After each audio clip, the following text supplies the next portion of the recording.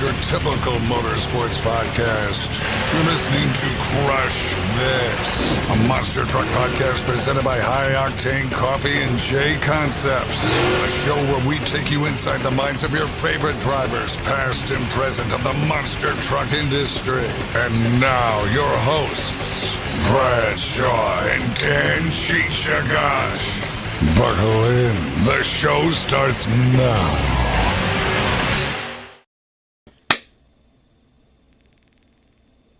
I don't know if he's frozen or I don't know what's going on there. What's up, everybody? Welcome to a brand new episode of Crush This Live. My name is Bradshaw, also known as the Monster Truck Canucker, and with me, as always, is crew chief extraordinaire, the Panda. You know, one of the best dudes ever. Guy that I consider one of my best friends, Mr. Dan Chichagash. Dan, how you doing tonight, my bro? Hey, doing good. Doing good. Kind of late a little bit, but doing some work, getting ready to go to Corpus Christi, Texas this weekend for a dealership with Mr. Kirk Kramer. He'll go like he's doing that motorcycle build off again. So if you want to go ahead and get his votes, go follow Kirk Kramer on his Facebook page. But outside doing pretty good. Got some getting ready for also the Champaign County Fair, July 29th. Come and hang out if you're around the Eastern Illinois in general, Indiana, Michigan, Iowa, anywhere. Come on, it's a good stack lineup. Raminator, Ramunition, Hotsy, Samson, Reptoid, and the Foot. Bigfoot will be there. And so it's basically a total of $15. So it's $5 to get in the fair, and then like $10 for a ticket. So it can't be that bad. And also want to give some news out that November 20th, 21, I'm hosting an RC competition with some help from Horizon, J Concepts, and a couple other groups. It's if you're in the RC racing and you want to be a solid axle, let me get this straight. Rules and everything on the Churro King website. It's gonna be some retro, sport mod, pro mod, and then we also have LMT spec class. So that's basically trucks out of the box. The only big changes that you're gonna have to do to the spec class truck is you're allowed to change tires and rims, but that's about it. First truck is $10. Then the truck after that's $5. So that it's gonna be a fun time. Doors open at 7:30. Racing starts at 9:30. So we got a lot of feedback. There's some prizes, giveaways, stuff like that. A couple people are gonna be there. As of right now, I just announced John Zimmer Jr. and Zach Garner is gonna be there. The race tonight. I am gonna let people know that Trailer Trash RC is planning on gonna be there. He does a lot of stuff with Mikey Vodders, and he has his own video. Go check him out on YouTube. He's planning on going to be there, and got confirmed that another cool group of RC racers. Plus, they make some pretty good products that are coming out right now for the LMT, shafty trucks, stuff like that. I'm sorry, Brad. I have gas. No worries, I'm bloating big time. I had some Mexican today, so that's a valid excuse. Hey! As a fellow big man, I understand. Yeah, I had some street tacos, so and some rice. So, and then I chugged a bottle of water beforehand. Maybe that was a bad move, but we'll find out in the next 30 minutes if I have to run to the bathroom.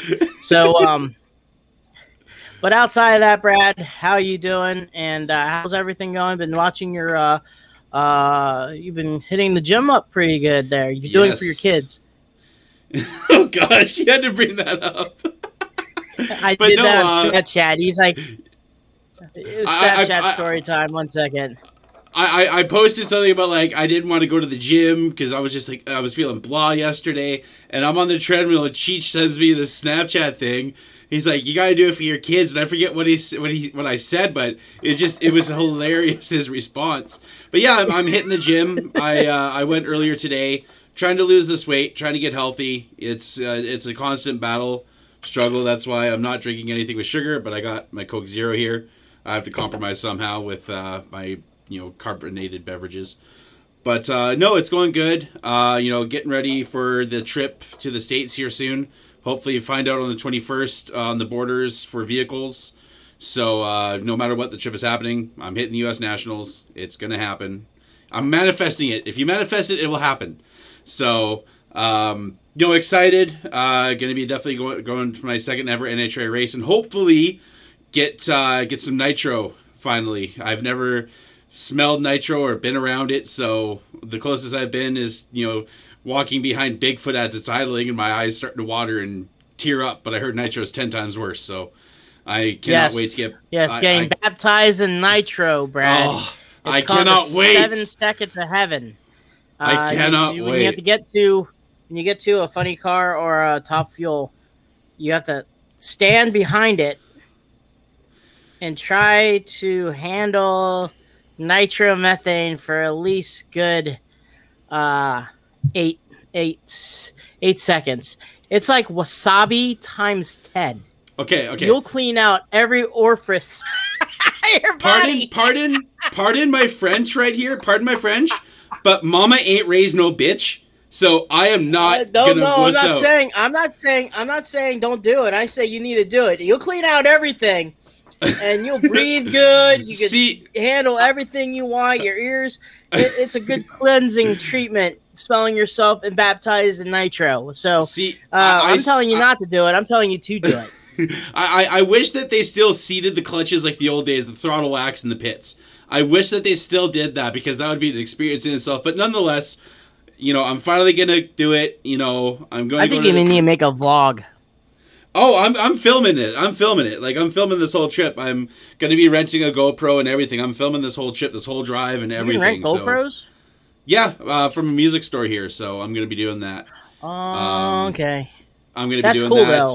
Yeah, and I'm gonna be filming the whole trip, and even going to Charlotte Motor Speedway, the Charlotte area, going to see some NASCAR shops. You mentioned the Richard Childress Museum. If you plan on going to Richard Childress and you get inside, you know who the first person you need to contact? Who? Dig. Then after that, you're gonna get your ass chewed because he's been in the Charlotte area twice, and both times the doors have been closed. I'm gonna have to get his number. If that happens, I'm gonna. And I'll call him. It's like, hey Josh, guess where I'm at. You need to take a picture of it. Oh my gosh, you'll be so mad. He's so gonna hate me.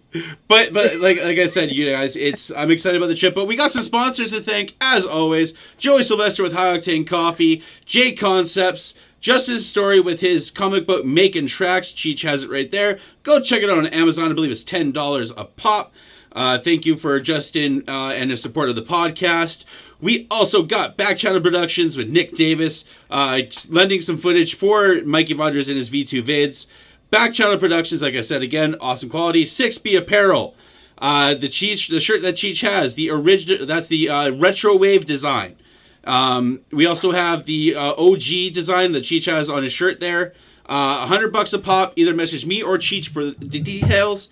You cannot contact 6B directly. You have to contact us. We also have JB Scale Graphics, and I always forget who they do graphics for. Cheech, let them know. They do big. They're officially. I can't multitask. They get officially licensed with Bigfoot, Obsessed, Bad Habit, Against the Grain, Heavy Hitter, Overkill Evolution, and a couple others off the top of my noggin. But that's the most of the people that do the stuff right there. So yeah, go check them out if you want your decals for 10th scale all the way to T-Maxes, to the Raminator 5th scale. If you want that being done, go ahead. So yeah. So that's cool stuff. Yeah. Well, let's get to our guest, and our guest was a part of a prior episode in our original, episodes last year when we started doing the live stuff. He was on the very first live. Yeah, he was on the very first one. Our very first one technically was Frank Krimmel, but our first official one was our guest and Cody Saucier, which they were paired up at the time. Ladies and gentlemen, this is part of our crew chief series that Dan leads, since Dan is a crew chief himself, a crew member. Ladies and gentlemen, he is the crew chief for the Monster Energy Monster Jam truck with Todd LeDuc. Ladies and gentlemen, Mr. Jeff Sinn. Jeff, how you doing, bro? Good. How y'all doing? Not too bad, not too bad. Thanks for coming back on, man. It's been a while. Yeah. It's been a busy year, dude. So I'm glad got a little bit of time to sit down here and BS with you guys. So we'll talk about the last basically year, but let's talk about how you got started. A lot of people, including me, knew you from actually not even part of Monster Trucks. I knew you running quads. I followed quads. I had a Honda 450R and ran it back in West Virginia and Ohio and stuff like that. But we knew you guys raced a lot of the racing down south of Florida and stuff. And how did you get connected with the world of monster trucks in general, from going from quad racing professionally to, the bigger size of a monster truck? Well, man, it all started in '96. Was my first time I ever did a Monster Jam show on quads. One of my big sponsors, Daryl Rath, invited me to the Metrodome in Minneapolis to do a Quad Wars down there. I'd never really kind of got into that. I never knew really much about the Quad Wars part of it, but he invited me to do a show, and I went down there, and it was absolutely, I was blown away. And that was the first time I got to meet Dennis up close, and I talked to him and a couple other drivers, Tom, and it was absolutely took me back. I'd been a monster truck fan, but I really never, followed it or got around it. And then once that happened, it was like I became a huge fan. And then I did a bunch of the quad racing in the Midwest, and the Quad War stuff in the Midwest. And then in 2001, I moved to Florida, where we reside now. And I got hooked up with a guy, Randy Dinkins, which everybody knows Quad Wars and quad racing, Randy Dinkins. And that's when the whole thing blew up. I started traveling all over the East Coast and Midwest doing Quad Wars with Randy, and became friends with most of the drivers. I remember back the monster trucks really weren't all about the quad guys, and because the quad guys were cocky and all that stuff, which we were, but we weren't. And we started going over, and I'd start going hanging out, and my whole race team would go over. My dad was a huge part of that. We'd go over and just start talking to the monster truck guys, and they'd need help working on something. And we're all of my guys, the Sinn Racing team, we're all mechanics and gearheads. So we'd jump in and start helping these guys. So the monster truck, like the crew guys and everybody, they'd look at us weird, like, what are these quad guys doing? They're just here for fillers. But we're in there handing wrenches and hanging out with those guys. And then afterwards, we were having a few adult beverages, and the drivers started coming over, and the crew guys started coming over and hanging out. So it was like they started accepting us as part of the family. And I want to say that I want to say that the Sinn Racing team kind of bonded the Quad Wars and made it part of the monster trucks as a family, just not kind of the outcast. You kind of mentioned that there. It would always seem like, Quad Wars just stayed in their own little group, and the monster truck guys stayed in their own little group. Because for like a long time, Quad Wars was a side act, technically, basically, Yep. And it seemed when you guys were doing, helping out, it kind of migrated. So like, okay, we're all one unit now. Let's focus as one unit and do the job right. Yeah, it was awesome, dude. It was so cool to be accepted by those guys. It was absolutely awesome. And I went to work. I rode for Team USA down in Costa Rica, and that was one of the big ones that we went down there, and it was absolutely horrible. That was the first time I'd ever been to Costa Rica, and Cody and Twig and all them guys told me stories about how bad it was down there. Like when it rains, it is like a monsoon, and there's feet of mud, like not just a little bit, like there's feet, like the housings of the trucks are pushing mud. It's so deep. Well, we got down there and it monsooned, and it was absolutely crazy. And we had 3 days of shows, and the quads got canceled for the first 2 days because we couldn't even go out on the track. So we went out there a little bit, but all of us got stuck, so we all got drug off with loaders. But at the end of the night, the quad guys are all getting ready to leave, and the crew chiefs and the women that were working on the trucks, they were there, and I mean, the trucks they had to be washed and cleaned, and all these trucks had to be fixed because the transmissions were blown up, and parts were broke, and you could just see the crew was just drained because they've been working so hard all day long. And I looked at RL and I asked RL, I'm like, dude, do you guys need a hand? And RL's like, we could use a hand. I'm like, I'll stay and help. And I had three of my guys. There was 4 Sinn Racing team members that got invited to represent the United States down there. Myself, Johnny Krasnick, Nick Lacoste, and Cecil Reiner. And we all jumped in and asked if we could stay, and all the other riders were like, what do you mean? I'm like, dude, we're going to stay and help these guys on the trucks. And RL's like, you don't have to do that. It's not part of your thing. I'm like, can I? Can we stay and help? Do you need to help? He's like, yes. I said, well, then we're staying. And we told Randy, we're like, dude, we're staying. So RL, I think that got a lot of respect from all the other mechanics that looked at us like, wow, these guys aren't just quad riders. Like, they're actually going to stay here. And we helped. Actually, Christian Norman was working on El Diablo, and myself and Nick Lacaze changed the transmission in El Diablo and remounted the body and that big dumb tongue that hung out the back. Because Christian was helping everybody else, so we pitched in and helped work on the trucks all night long, and then went back and came back in the morning to ride quads.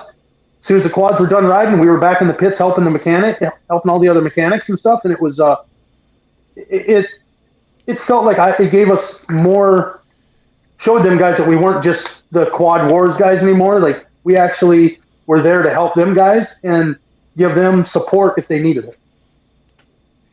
So I may have to ask, outside of the Monster Jam scene, you also raced professionally outside the monster trucks. You did a bunch of stuff in racing in general. Now, when was the break for you? Who was it that kind of stepped foot and said, all right, let me offer Jeff, a crew member position, or even getting yourself into the position of being working with a monster truck team full time? In 2005, I quit racing four-wheelers, traveling all over and doing it. I stepped back a little ways. I just wanted to figure something out, figure life out, because that's all I'd ever known. And I was always, Randy Brown and I, hit it off all the time. Just really awesome friends. We joked around all the time, we'd talk, and for probably a year we joked around, and Randy would talk about that he was going to put his crew chief then was Chris Baker, and he was talking about running a second truck and putting Chris in the truck. And I said, well, man, if you need somebody to turn wrenches, I'll turn them. And it was kind of an ongoing joke, and I'd always do it, when we're at the shows. And it happened, I want to say the end of June in 2008. Randy Brown, we were joking around and stuff, and Randy told me that he put Chris in the seat of El Toro. I'm like, man, that's awesome. And he goes, so you ready to come to work? And I'm like, yeah, absolutely I am. And he goes, all right, be here in 3 weeks.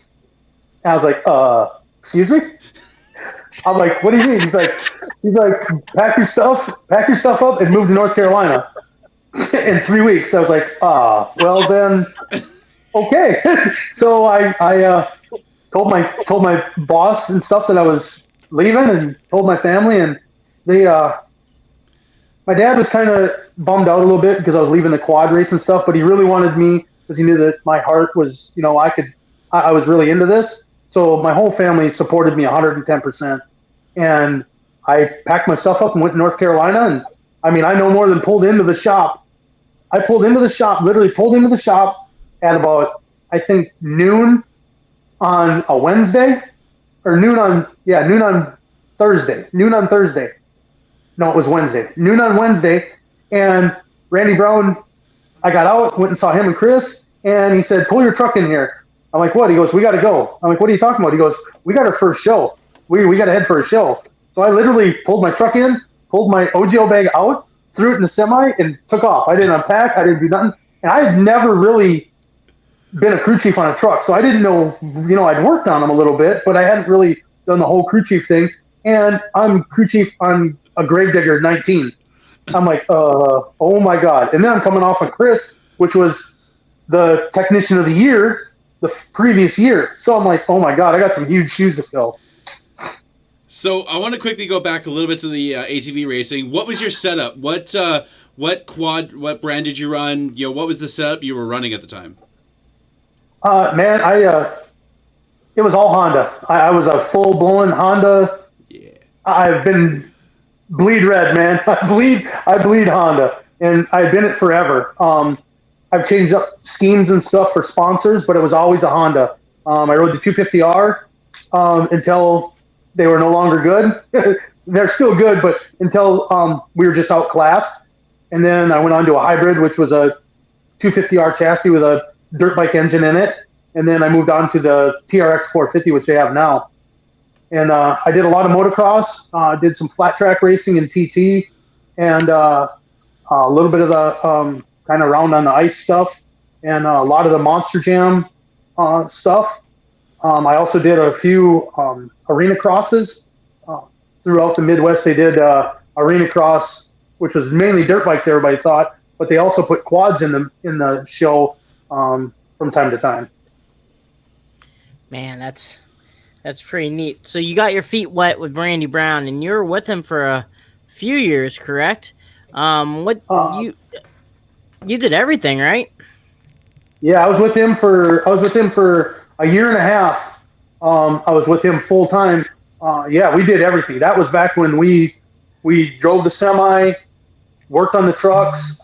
It was the full blown deal that it was work on trucks, drive the semi to the place, do the displays, wash the semi, also make parts and everything. So it was cool. He was one of the independent, I guess, I don't know what you call them, or Gravedigger independents is what he was. Yeah, with like Gary Porter and Pablo, the factory Gravedigger drivers, the ones that you can go to Boston, Virginia, or a Deal Wilson show and run the trucks and stuff like that. Yeah, that because where I lived in West Virginia, we always saw either Gary Porter or Randy Brown at a non-Monster Jam event. Normally, it's going to be them two either going to be there or whatnot. So it was cool while that was going on. So, you also you also had some history with Scott Hartsock for a little bit, right? Yes. I kind of got a little bit homesick, and I was going to come home, and I really wanted to work on trucks, but I talked to Randy and stuff, and so I ended up coming home. And when I got home, I had talked to Hartsock, and he was like, dude, you want to still work on trucks? Come right here and start turning wrenches. So it was like I didn't lose the monster truck scene. I just went from a Gravedigger, and then I went to the independent side of Scott Hartsock, which is, that was awesome. I mean, they took me in. I've known Scott and Kathy and Caitlin and Michael for forever, and they took me in as family. I mean, I'd eat dinner with them. Kathy is mom to me, and Scott's dad, and I got my little brother and sister on top of my real brother and sister. I got Mikey and Caitlin. So it was pretty awesome, dude, how they took me in. And I know Scott, when we started working together, he got very, very comfortable in the truck because he knew that he had somebody that would give it 110% all the time on the truck. So he turned it up that year, and we made a run for the World Finals. And we ended up, we didn't know if we were going to make it because we had a few hard breaks with the truck, but we ended up qualifying that year. That was when the independents had to qualify for the World Finals, and we ended up running and getting to qualify for the World Finals, which was absolutely the awesomest thing in the world to be part of that and to be part of one of the last times that he ever competed at the World Finals. So that was absolutely. Man, that's pretty cool. And then, so let's continue on. And so, when did you? I think you went back. I remember, if I'm, you may have to correct me, but did you go back to Randy Brown? And I know you had or Randy, somehow you had history with the Gravedigger 11 ride truck, or the pure adrenaline ride truck, some way of form. But you can tell the story about that, and then how you got into working with Feld, and and also get your relationship with Cody, and became, one of the last driver crew chief combos that, how it goes with Monster Jam. It's a musical chair type deal, but kind of one of the last few package deals that you would say, like a Cole Vennard and Adam Anderson, or a Brandon Vincent and a Ryan Anderson type deal. So you're going to be doing a lot of talking here in the next couple seconds there, Jeff. But just explain from your how did you get from where you were at from Scott to where you are now, pretty much? All right. Well, the whole ride truck thing was, it was actually, I drove the Gravedigger ride truck, but it was the War Wizard ride truck back when Randy Brown owned it. And I used to drive that. I drove that when we did the shows because we had the ride truck there. So when Randy Brown had Gravedigger there, I was working on Gravedigger, and then when I got Gravedigger fixed, I'd have to jump over and run that ride truck as hard as I could to get as many rides as we could done, and then jump back and work on the truck. So it was pretty crazy. And then when we parted company, then I went with Hartsock. And then I was with Hartsock for a couple years, and it was Cody and I. Our friendship started back when he was with Randy Moore, and I was with Randy Brown. We were in Detroit, Michigan, and I had known Cody a little bit, not really like the greatest, but we were pretty good friends. And Randy Moore had wrecked the truck. His truck, he ran it into the wall in Detroit, Michigan, and he wrecked the shocks, and he didn't have any shocks. So Randy Brown borrowed a set of the Gravediggers 19 shocks to Randy Moore. And Cody and I went down there I helped him put the shocks on the truck. They went and did the thing. And Cody and I were sitting up there joking and stuff. And I said, I got your back if you got mine.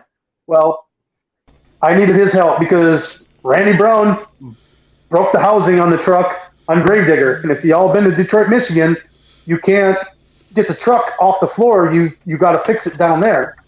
So everybody left. And people were all leaving because we were all independent guys. We kind of stuck together, and all the company guys left. So I looked at Cody and I'm like, dude, I've never had really this kind of problem before.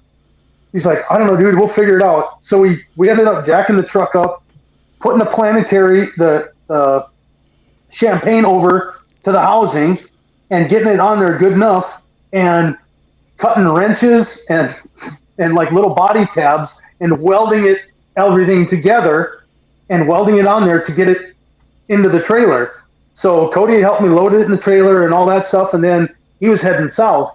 And he's like, yeah, I don't really know about places to go. And I said, well, you're more than welcome to go to my house. I said, everybody goes there. And that's back before Feld had the shop down here.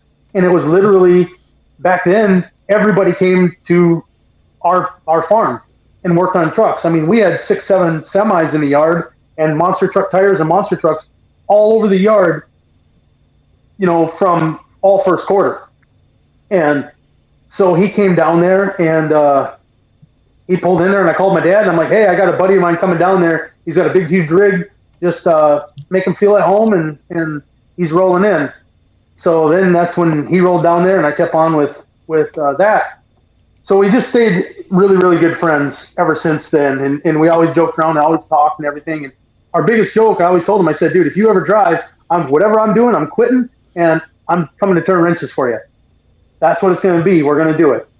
And it went on, and I didn't work with monster trucks I did tinker with them a little bit, but there for a couple of years, I just went on and did other jobs.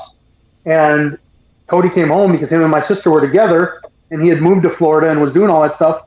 And he was with Damon at the time. And he came home and he's like, dude, you'll never believe it. He goes, they're putting me in the second Monster Energy truck. And I was like, no way, dude. Like, for real? And he's like, yeah. And he brought his suit home and everything, and I was so pumped for him. But it was already the end of the season and end of the year, and I had some prior commitments with work that I promised to get done. So we kind of I didn't go work with him the first year, and he ran the first year and stuff, and went to the World Finals, and he was killing it at the World Finals in Young Guns, and just ended up losing to Mikey Waters Jr.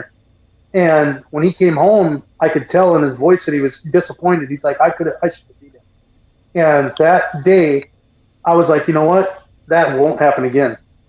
I will make sure that truck is set for 110% for you, that you're not going to get beat. You know, this ain't going to happen. And I just, right then, I was dead set that I was going to figure out something to start working with him. And it was crazy because it was like probably a month later, I went to work on a Friday and I came home and my boss said, your position is terminated, so you no longer have a job. And I was like, oh, okay. So I went home and I was kind of bummed. And on Monday, because I didn't have nothing going on, I went with Cody to work. No, it was that next Friday. I went with Cody to work because he was only working a half a day.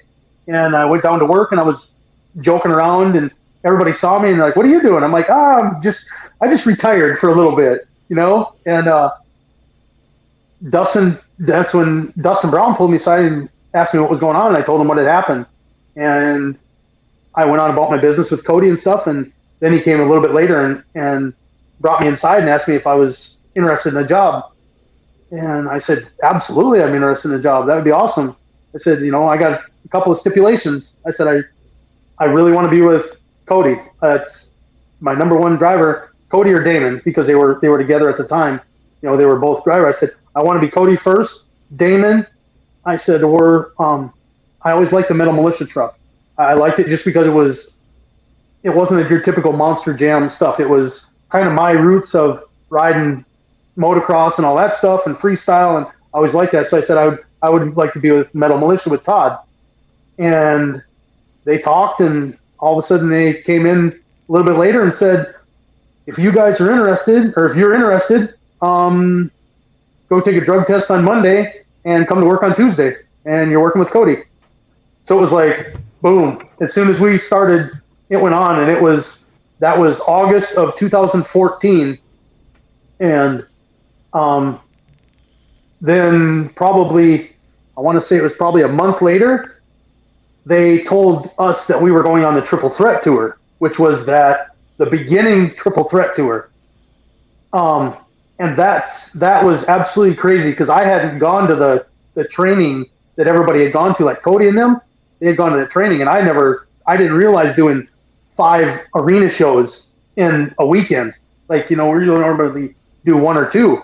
Well, all of a sudden we go to this more Monster Jam, this Triple Threat stuff, and it was 5 shows. And the first weekend we went to Hampton, Virginia to do it. We practiced all week long, and we pretty much did shows for 5 days, 2 shows a day for 5 days straight. And it was absolutely crazy. But Cody and I clicked so good and so hard that it was, that was the year that we worked the hardest, and we led points for a lot of the year. And then we came short, and we finished third to Colton Eichelberger won, or Morgan Kane won in Maximum Destruction, and then Colton finished second, and we finished third. And then we went into Young Guns that year. And when I went to Young Guns, we got to the thing, and Cody and I sat down, and he had his notes from when he was with John in One Racing, and when he was with Damon, because Damon was always fast.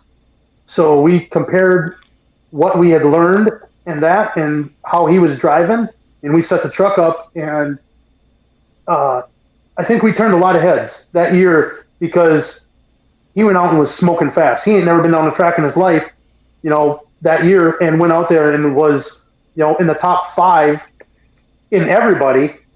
And he was, his second year driving, and he was in the top 5 on everybody, even the big guys. And he was supposed to be the young gun, the whatever you want to, the young gun driver. So that was absolutely awesome. And then when he won Young Guns, that was so huge, because it was like, it meant more to me because I was able to see him, and I knew what my dad had felt all them years of me racing and winning championships. And I always wondered, because my dad would always get teary-eyed and all that, and he'd always be smiling. And I always never really understood, I'm like, man, I won the championship, what's that? But now I know what he felt in his heart when you put something together and someone takes what you put together and goes out there and does what he does and wins a championship and wins a big, huge race like that. The amount of, I guess, the proud and everything that you feel inside is just incredible. So, you were talking about the more Monster Jam tour, and it kind of went, in a way, coincided with your history with ATV racing, because they added in the Polaris RZR Speedsters and then the ATVs. So when you found that out, when they were adding those two elements to it, were you like, okay, I know how to do this with the monster trucks? Were you pumped that they were adding these other things in, or were you like, oh man, this is just more work added on? No, it was actually, I was really pumped because I could work with Cody. We took one of our quads and set it up, and he rode at the house. At my house, I got a track, and he rode. And it was awesome. I mean, there was a couple of times that Cody's like, dude, man, he goes, I'm exhausted. He goes, do you want to ride? I'm like, Cody, I don't think that they'd let me ride, because I think they'd know because you're little and I'm a lot bigger than you. And I think that you're riding mid-pack, and if I went out there and started dominating, they might ask questions. But I mean, we can try it. But there were a couple times when I sat down in the quad and put his helmet on and put his jersey on, and everybody looked over and like, oh no.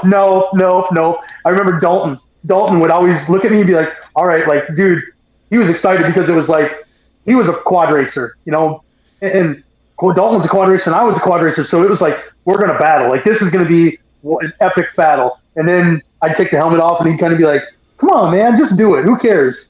But. So, with the, I was going to say, you won the Young Guns Championship. Then you guys now became iconic with the F-150 body, the pickup truck body. Now you guys are splitting Monster Energy's team to two different looking trucks. So now, as a crew chief, now the truck that you're racing and you're working on is now separate compared to the SUV. Does it take more additional pride for you now, because now you kind of have your own identity compared to being the fleet, the second truck, but you guys are the pickup truck team. So now people know who you guys are, and for a while later on, they start putting you guys in stadium tours also. So how was that for you, knowing that after that Young Guns Championship, basically you guys had a free road to become you? You know what I mean? Yep. It was crazy when we won the Young Guns. They kept it such a secret from us. We won Young Guns, and we did all the celebrating and all the stuff. And I'm like, okay, now we're in the big show, and we were the third fastest truck in the big show. Our fastest time in Young Guns, or the winning time that Cody won in Young Guns, qualified us third fastest behind Todd. I think Damon, Todd, and Cody were the three fastest trucks that year. And I was like, wow, now I really got a lot of work to do. So I got the truck and rolled it in the back, and they're like, I'm getting ready to start working on the truck, getting it ready, set up for freestyle, or for racing the next day, just going over everything, nut and bolting. And all of a sudden they're like, we got something for you. Come here. Bring the truck to the fab tent. And we rolled over the fab tent when everybody was gone. And they unleashed the F-150 body. And I was like, oh my God, we got our own identity now. Like we're not under Damon. No, we're not the second truck now. Now we are our own team. And I got so proud. And I was like, we're going to make a name for ourselves. I'm going to make sure that I do whatever it takes to make sure that we are not the second truck anymore. We are going to be one of the top trucks. And I did just that. We went out there and we made it all the way to I think we made it to the semifinals in racing that night. And then we went out and we finished 5th. We held the lead in freestyle for like probably 10 trucks. And we finished 5th in freestyle, which was our first time ever doing the Vegas freestyle. So that was awesome. And we just pushed. Cody and I were just so competitive. And I wanted to give him 110% and make that truck 110% so he could go drive that thing the way he does. And we could make our own name for ourselves. And we did just that. Everybody joked around. They called us the Dream Team. And I want to say that we were one of them. And I always wanted to be, I always looked up to Cole, well, Damon and Cody. And I always looked up to Cole and Adam because they were always the team. Like, you saw them guys, it was like, man, that's awesome right there. And I wanted that. Like I wanted to feel what, that was like. And we did. We've done that until COVID hit. They called us the Dream Team. That's what Tim always told me about, saying, when we come in with our trucks, you better bring a lunch bag because it's going to be time for work. And I feel like that's the same thing with you and Cody. If you guys show up to arena, teams need to bring their lunch bag because I know for a fact you guys ain't going to give any slouch or any ease to anyone. So they better be prepared. And that was awesome. Like it was the most like humbling feeling when we'd roll into places and people would be like, you'd be in a driver's meeting and they'd open up the thing and you'd see your driver pairings and they'd be like, oh man, we got Cody first round. Like, well, we get ready for 2-wheel or get ready for wheelies. Like they just put themselves out right away. And I'm like, man, that's pretty bold because it's like, we came out and we just did our thing, we were just out there doing our thing, wanting to be the top trucks. And we pride ourselves in racing. We wanted to be the baddest person. When you pull on the track, we wanted to be the John Force of Monster Jam. We wanted to be, when you pulled out on the track, you better bring it because that truck's going to be 110%. Cody's 110%, and he's going to drive that thing right into the ground in racing. So you better be on your A game all the time. I remember sorry, Brad, go ahead. There was a story about. Oh, go ahead, Cheech. Go ahead. There was a story. We met. I was with the Hall brothers. I left Monster Jam, and we were in Des Moines, Iowa. And I remember the one time. I always think of this because I was carrying something. I was sick as a dog. It was just like, and Jeff goes, we need to take this boy to the hospital. This guy is gonna die. I was about to fall on the dirt and just stay there.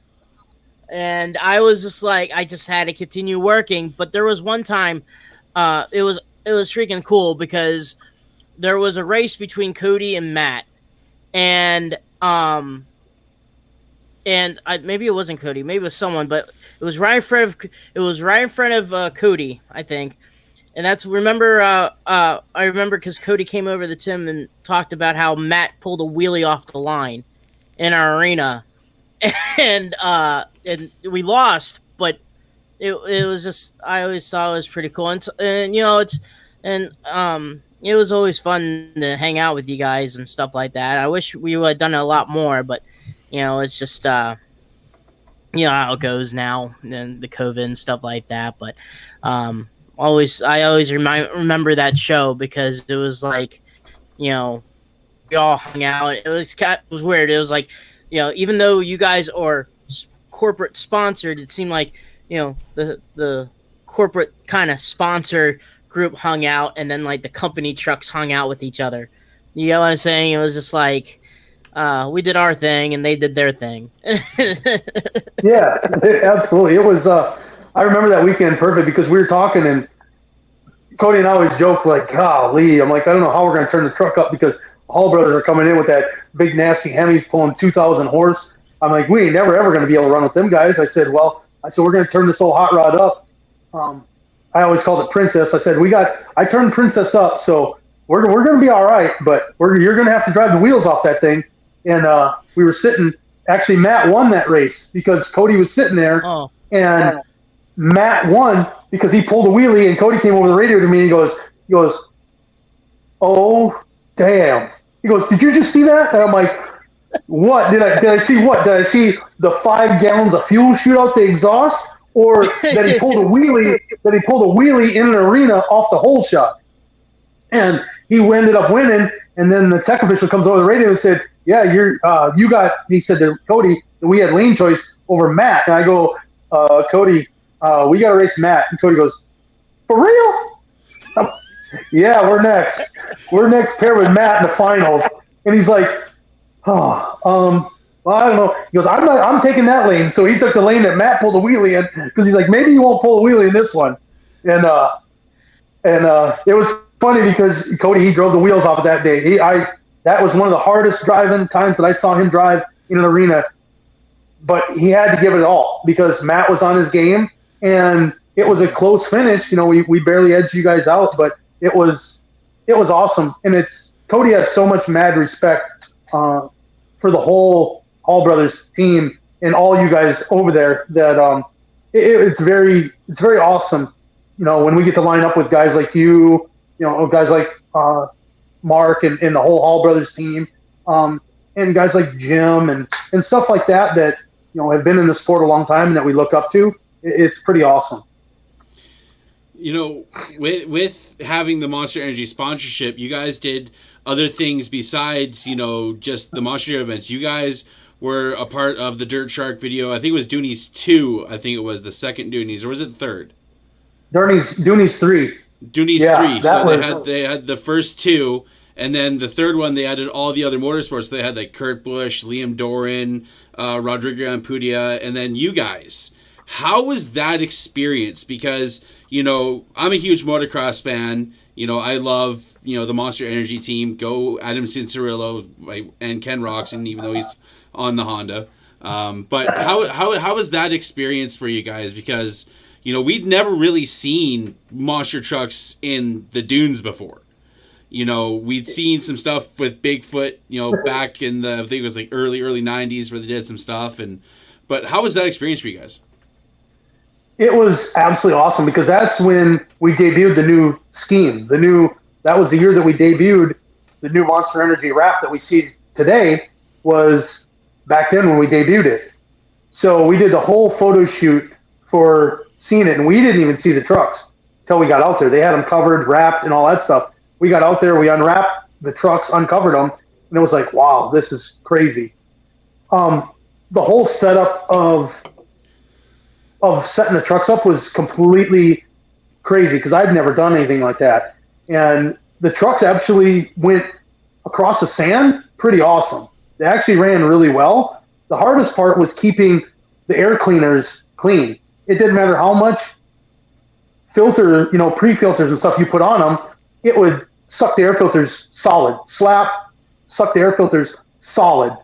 So you had to keep, I think we did 2 days of filming for the monster truck segments, and I think we went through 4 air cleaners per truck. Damon's truck and Cody's truck each threw with like 4 air cleaners. After we'd clean them, they'd run and stuff like that. But it was absolutely awesome. It was so crazy, the filming aspect of it, because I'd never filmed something like that. And to get to these places, like all the dirt bikes and stuff, they ride out. And the one thing was like 6.5 miles away, where you see where Cody and Damon in the beginning when they go through the whoops and stuff. Yep. That was 6 miles from camp, and we didn't haul them there. We drove the monster trucks 6 miles through the dunes to get them out there. So we're having to drive until the temperature gets to 210. Then we jump out with the generators, with these suitcase generators, put them on the ground, cool the trucks down, charge the batteries, refuel the trucks, and drove them all the way out there. And by the time we got out there, we parked in a bowl, and I had to change the oil because the temp, they had gone up to 210, and we drove 6 miles, so all the oil was like water. So I had to get out there, and Lindsay Hilgendorf, well, Lindsay Johnson now, she married BJ, and Michael Brister were helping me. So the three of us had to get out there and change the oil. And if you ever try to change the oil out in the desert, out in the sand dunes, you're trying to change oil. Well, you got the nature police watching over you so you don't spill anything on the thing and wreck the sand. And it was like so stressful because if we would have wrecked the sand, we would have wrecked the whole chute. Like they wouldn't have let trucks be on the dirt anymore. So it was super stressful, but it was absolutely awesome. And I wish you guys could have saw a lot of the footage that they didn't use. A lot of it didn't get used of the monster trucks.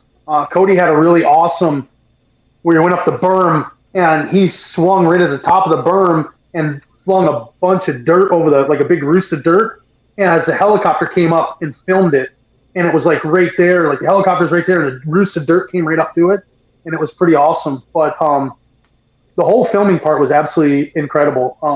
The big jump that Cody did on the dune, that's one of the biggest, I guess, pops to us because that gets played at the Monster Energy headquarters. Now, when you walk into the Monster Energy headquarters, that's one of the first things you see is playing on their repeat of their ads and stuff. You see Cody jumping that big, and it doesn't look that big on the video, but let me tell you how big it was. It was absolutely huge. Huge. Oh yeah.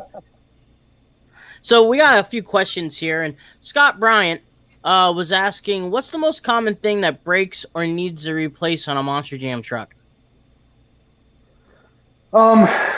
Nowadays or back when we were the Gravedigger and that. Let's go with nowadays. Nowadays, honestly, it's transmissions. With all the two-wheel stuff and all that going on, it's transmissions. I mean, it's absolutely hands down transmissions. You know, the drivers are doing them crazy tricks, the stoppies and the nose wheelies and the poppers and all that stuff, and it's very, very hard on the transmissions. So it's absolutely transmissions by hands. Oh, I think we just lost him. Oh, why? Oh, here we go. He's back on. Are you there, Jeff? Yeah, I'm here. I'm just trying to figure this dang camera thing is all getting crazy. No worries, man. No worries, no problem. I'm a mechanic. I'm not this all technical stuff here. I'm a mechanic, man. I just turn wrenches and make stuff go fast. We got a couple more questions here. I'll go ahead and ask here for you, Brad. Justin Stories, he's the author of the Making Tracks comic book, and wanted to know, ever got to participate in a cool sponsor event like Monster, like having the truck on display at a concert or Supercross event, or meeting other people sponsored by Monster? I know you just talked about the Dunes 3, but I guess if you want to answer the question, anything that was pretty cool that you guys did with the Monster Energy truck with events and stuff? We've done a lot of stuff with Supercross. We've been to the Monster Energy Cup. I think I've been there 2 or 3 times now, which is awesome. You know, we get to hang out with BJ Baldwin and Casey Curry and a lot of those guys. We kind of hung out with more of the freestyle guys, motocross guys, Twitch and Taka and them. So we've got to hang out with those guys a lot, you know. Yeah, Taka. But mainly was the motocross stuff. We haven't really done a lot of the other stuff. We've done a lot of displays, you know, through that, but it was all at Walmart and all that. But it's mainly just Monster with the Doonies, and then with a Supercross races is pretty much all the stuff. But we've met a lot of the drivers and a lot of the Monster Girls, and a lot of them through all the motocross stuff side of it. Now, my question, continuing on with Brad's question about the Doonies 3, explain about the pyro pictures that you guys had to do, the pyro shoot. People were telling me that it was so hot that you guys felt Cody and Damon felt the heat from the pyro while just chilling in their monster trucks, or just like getting the photos. And also, who did you guys get to meet during the time there? Well, we got to meet Kurt Busch, dude. Let me tell you, it's the first time I ever met Kurt Busch. He is one of the coolest dudes in the world. He is just, even though a big name NASCAR driver, he is just a down home, good old boy. Loves monster trucks, loves stuff that goes fast. And we hung out with him, and that was absolutely awesome. Liam Dorn, matter of fact, we helped him fix his car one of the nights before filming. He blew the turbo up in his car, and they didn't have some tools. So we wheeled our toolbox, my big Monster Energy toolbox over there, and we helped him work on the car all night, putting a new turbo and downpipes and all this stuff on the car. But we parked the trucks, and then we all had to get out of there. Like the mechanics and stuff all had to get out of there. And then Damon and Cody got up on the thing, and they kind of told us how it was going to go. But let me tell you, I was standing back probably 50 yards from when the pyro went off. And dude, let me tell you something. I was hot, and Cody was like, dude, he goes, I thought I was going to burn all my hair was gone because it blew up. Like, they didn't realize how close it was going to go off. And when it went off, it was like, if you look in and zoom in on Cody and Damon's faces, like if you get a picture and zoom in on it, they're just like, because it was crazy how much it blew up and lit everything up, and how I didn't realize that it was going to be like that. It was pretty awesome. It was pretty awesome. All them people at Doonies, all the Aaron Casada and those guys were just they thought it was so awesome to have us out there. And that I feel really honored about that, with all the other people out there, and they were honored to have us out there. And it felt like we were part of the Monster Energy team, and that was really cool. Any more questions, Cheech? I got tons. I just wanted to give you some breathing room. Okay, so I know that we chatted about this a little bit before, but you were working with Tom Foolery Motorsports for a little bit there, and I saw you on the Side by Side blog channel. If you guys have never seen Side by Side blog, check them out on YouTube. Love their stuff. They have a 2JZ powered Polaris Razor, which is just epic. And you guys were out there and doing some stuff with the monster trucks of the dunes. Tell us a little bit about that experience, man.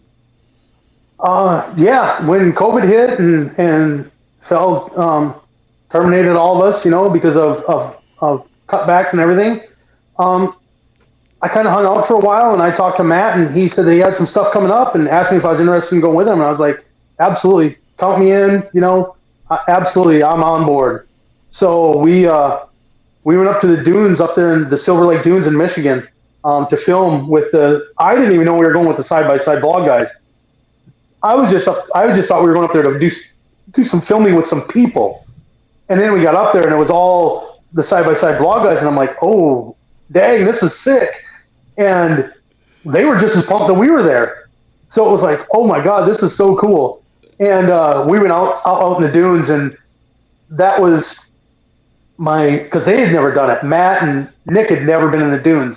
So I took what I learned at Doonies with the trucks, and put it into their trucks, because they were like, dude, I don't know what we're going to do, what gearing, anything, what we're going to do to the trucks to make it go. And I'm like, well, first thing we got to do is air cleaners, make sure that they're clean, make sure that we got 2 pre-filters on them. The second thing is we got to make sure that we put a good gear in them, and that we got chargers to keep them going, chargers to cool the trucks down. And we went and plotted out how far we could go. And I told them, what we'd run before the trucks would get hot and that. So when we got up there and got running, dude, it was absolutely awesome. The Side by Side blog guys were just pumped, dude, to see trucks like that. And we ended up having to work. If anybody had been to the Silver Lake Dunes, I guess they have a noise ordinance there. Well, we didn't know that, so we're running, big collector, making noise, and everybody was like, some of the people were complaining about us not having the collectors on.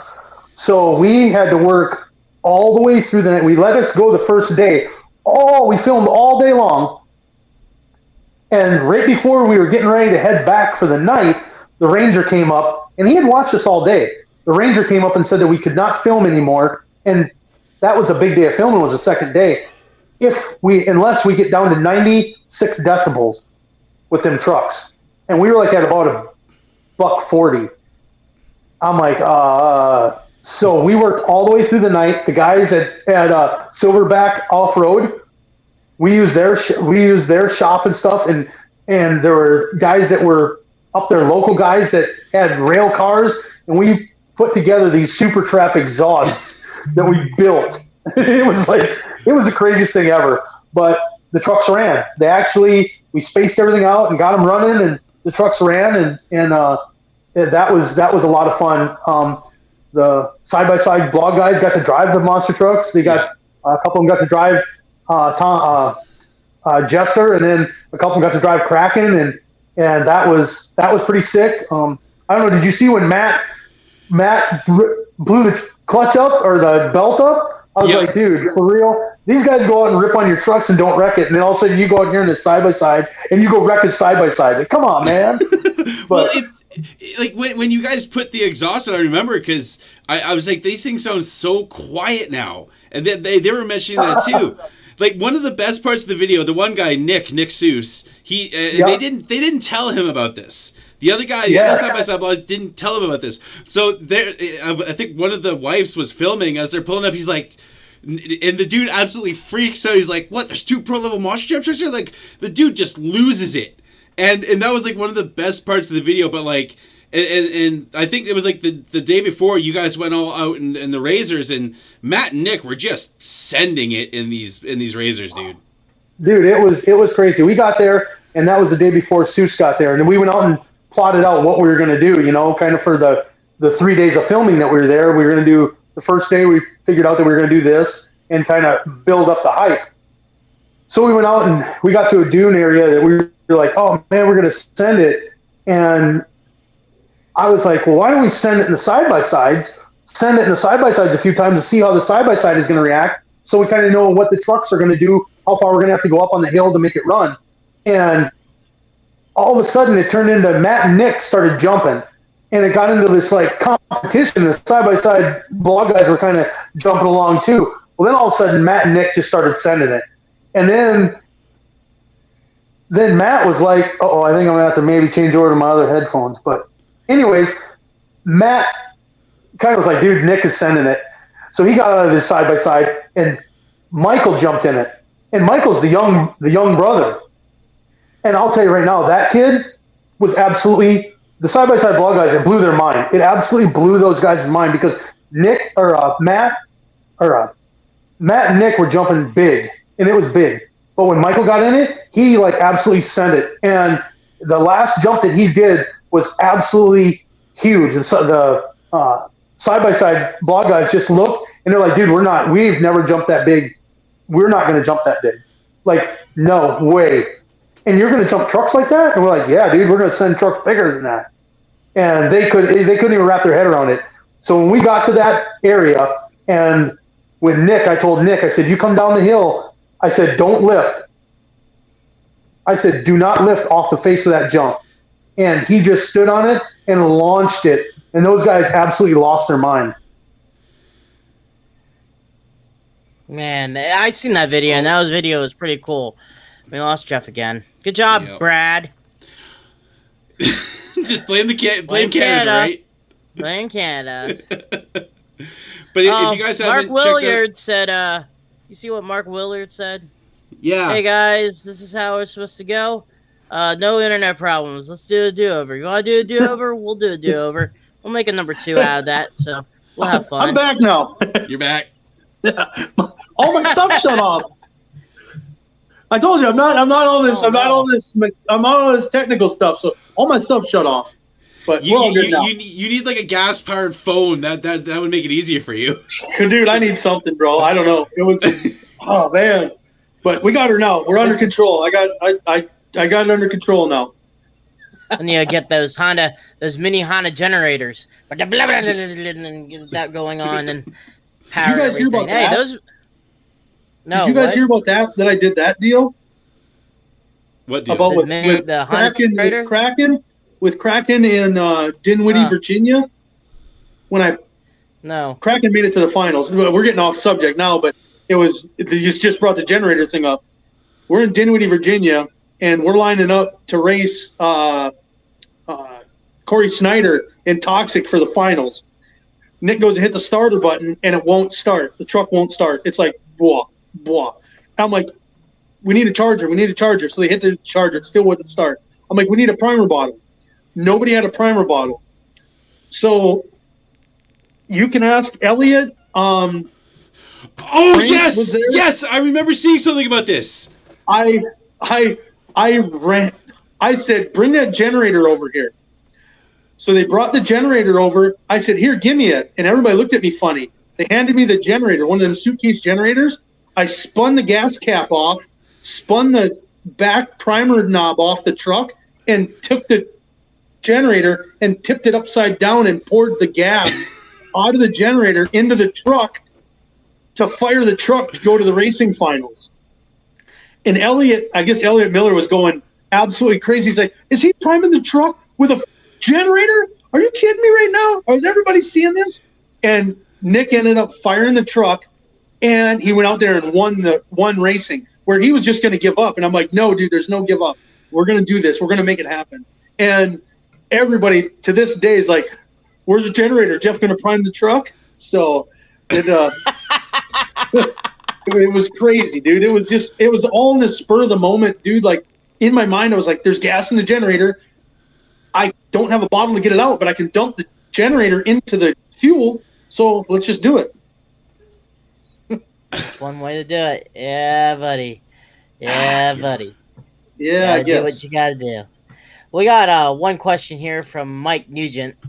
For a kid who's fairly new to being a full-time crew guy and has the goals and working to earn the title of crew chief, what advice and what pointers can you give? Well, if they're still in school, high school, and they're looking for college and looking for that, absolutely go to UNOH.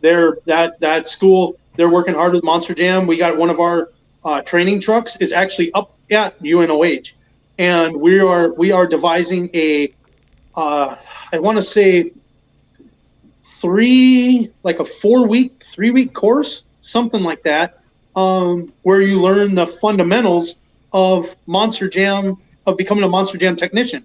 So you'll learn, it's an elective. Right now it's an elective, but you learn the fundamental stuff of the truck, tearing corners down, taking the transmission out, taking the drive shafts out, and all that. Everything that you could use besides motor-wise, engine-wise, and shocks and stuff, but just the fundamentals of being a entry-level crew chief, changing the oil, changing the tranny fluid, checking the transfer case oils, the third member oils. All that stuff is going to be taught there as an elective at UNOH. And I'm pretty excited about that because I was part of the beginning of that. I got the training truck ready to get sent up there prior to COVID. And now they brought us into a meeting a while back and asked us what we would want a person coming out of UNOH, a technician coming out of UNOH, what we'd want them to know when they came to Monster Jam or when they came to any kind of a monster truck racing team, not just Monster Jam, but if they go to an independent team, or what would help them be very successful in starting out instead of just not, having green hands like a lot of us technicians did. I didn't work on a monster truck. Cody hadn't worked on one, with, BJ, a lot of us never worked on trucks before. And then, you Cheech, you came in, we never worked on trucks before. We never had any schooling like that. But now UNOH has that entry level where you can come in and start learning about that on top of what their school does. You can learn to be a Monster Jam or a monster truck technician. So I'm really, really excited about that. But if you don't want to do that, if you don't feel like you were the college type, like I wasn't the college type. I'm not gonna lie, I was just I'm more of a hands-on and learn as I go, wing it, fake it till you make it, I guess. But the biggest thing is just get with a team and try to learn as much as you can and donate your time. That's one big thing Cody did. Cody and Twig did the same thing. They donated their time. If a Monster Jam show or a Monster Truck show was in town, they'd go and hang banners. They'd go and just to be part of it. And then when their job was done, then they'd go down and talk to the mechanics and go try to learn as much as they can and try to help out. After their job was done, they'd, for the evening, they'd go down and sneak down and help the mechanics out. And that's how Cody got his foot in the door with Mike Wyman and them. Tony Farrell and them, he was just at the right place at the right time, and he was doing banners and stuff like that. And they asked him, "You want to go work on trucks?" And he was like, "Yeah." Like, all right, well, get your bag and put it in the semi. So he called and said, "Yeah, I'm going." Called everybody and said, "Hey, I'm going with these guys. I'm not going to be home." But that's the biggest thing, and learn as much as you can. Ask questions, and the biggest thing, don't ever be afraid to ask a question. And take it all in. Don't be a know-it-all. There are a lot of people out there that oh man, I know. Well, I've been in a long time, and I'm still learning stuff. I'm learning stuff every time. And Josh Dyke is one of the guys that you can learn a lot from him as well. But he always says it. He says, "A day that you don't learn something is a day wasted." And that is absolutely the biggest, boldest statement ever. If you don't learn something every day, you're wasting that day, because there's so much to learn. And especially on monster trucks, because you guys know dang well that on a monster truck, you think you know everything, and all of a sudden, bam, a curveball hits you. Yeah, it happened today. Like, we were playing, like I said, I was getting the knuckle back and running the handle, the spindle. And we got that back together. Well, we have a new wheel tether system, kind of similar to like a Patrick, like you guys are on. Well, it's starting to bend a little bit to the hub. So it's now from the gap that's small. Now it's like touching. So you can't move the hub. But even though we run a spool, you could still, I had the planetary off, so you could still, play with the hub back and forth whenever you want to. Well, it was still rubbing it. Well, to learn something today, if you add an extra washer, you get the space gap in, and then you just put the planetary in and you move on. So that's what I was going to tell you. I'm like, just put a washer in behind the bolt and space it out a little bit. That's what and that's I funny did. Because I've done that ever since we started running the Patrick planetaries, because we were welding on our own when we were running stock hubs. We weld the plate on, so the plates sometimes were not always straight. They had a little bit of walk to them, and even with the CRD ones, they're cast, so it's going to have a little bit of walk to it. And the Patrick, it was really tight, but if you put a washer down there and space it out a little bit, just down on the bottom side, because usually you can take your caps and tap them and that'll straighten it out. But in the middle is where the tightness comes from. And you just put a washer where that spacer is. You just put a washer on each side of that spacer, and it gives you enough, dude. You'll never run into a problem. Yeah. Yeah. So like you said, you learn every day, and that's what I always do, is try to learn because you're always learning, consistently learning. And, I always think to myself, be a sponge. There could be 20 different ways of changing a corner, but whatever is easier the way for you to do it, then do it your way. But learn from, if someone has something new to learn or something new to tell you, maybe they have a bright idea. I mean, it's just like you were talking about, we're all green, and I was especially green. My schooling was between Jeff, BJ, Fitchett, and Paxton.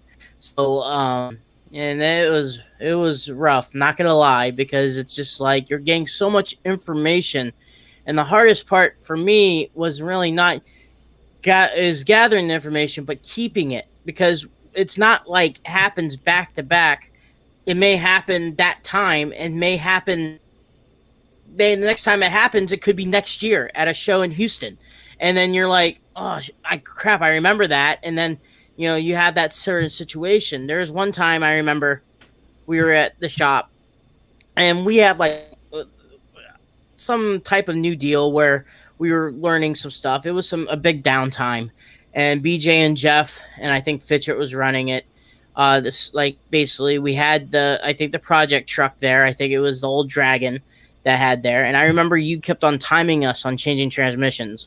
And even though the transmission wasn't hot, you always gave us a similar scenario saying the transmission's hot, but we'll see how fast you guys can go. And then we had a contest, who could make it quicker, who could do it again. We kept on doing it consistently over and over again. Same thing with the corners, over and over again, just to change everything. It was repetitive. And one thing I learned with the monster truck world is I think having stuff repetitive helps a long way, because now you're learning further along on the product itself. Yeah, and the thing that I loved about the training truck that Monster Jam had, and when we were training classes and new and old technicians, because sometimes you get a little lackadaisical on doing work, and I always wanted to, because I was always one of the guys in school that I hated reading a book. You put me hands on, bam, I pick it up immediately. You give me a book, and I'm like, God, I hate this. This is so boring to me. And I don't want that. I didn't want the monster truck to be that. So we would work on the the manual that we have. I'd go through that to tell you what we were looking for, and then we'd go and work hands on. And then we'd work, with a group. You'd pick your group, and you'd work with your group. And then, it was slow. I'd just let you guys figure it out, and I'd be there to help you, figure it out, make mistakes. Because my way is that if you guys make a mistake, you're going to learn from your mistakes. And what's a better way to do it on the training truck? Make mistakes on it and learn from that. Learn from your mistakes. Don't get frustrated or take take criticism. A lot of people can't take criticism. We're not criticizing you. We're just trying to make you understand that if you will have the potential to become an amazing technician. Just take what we're trying to tell you and retain what we're trying to tell you.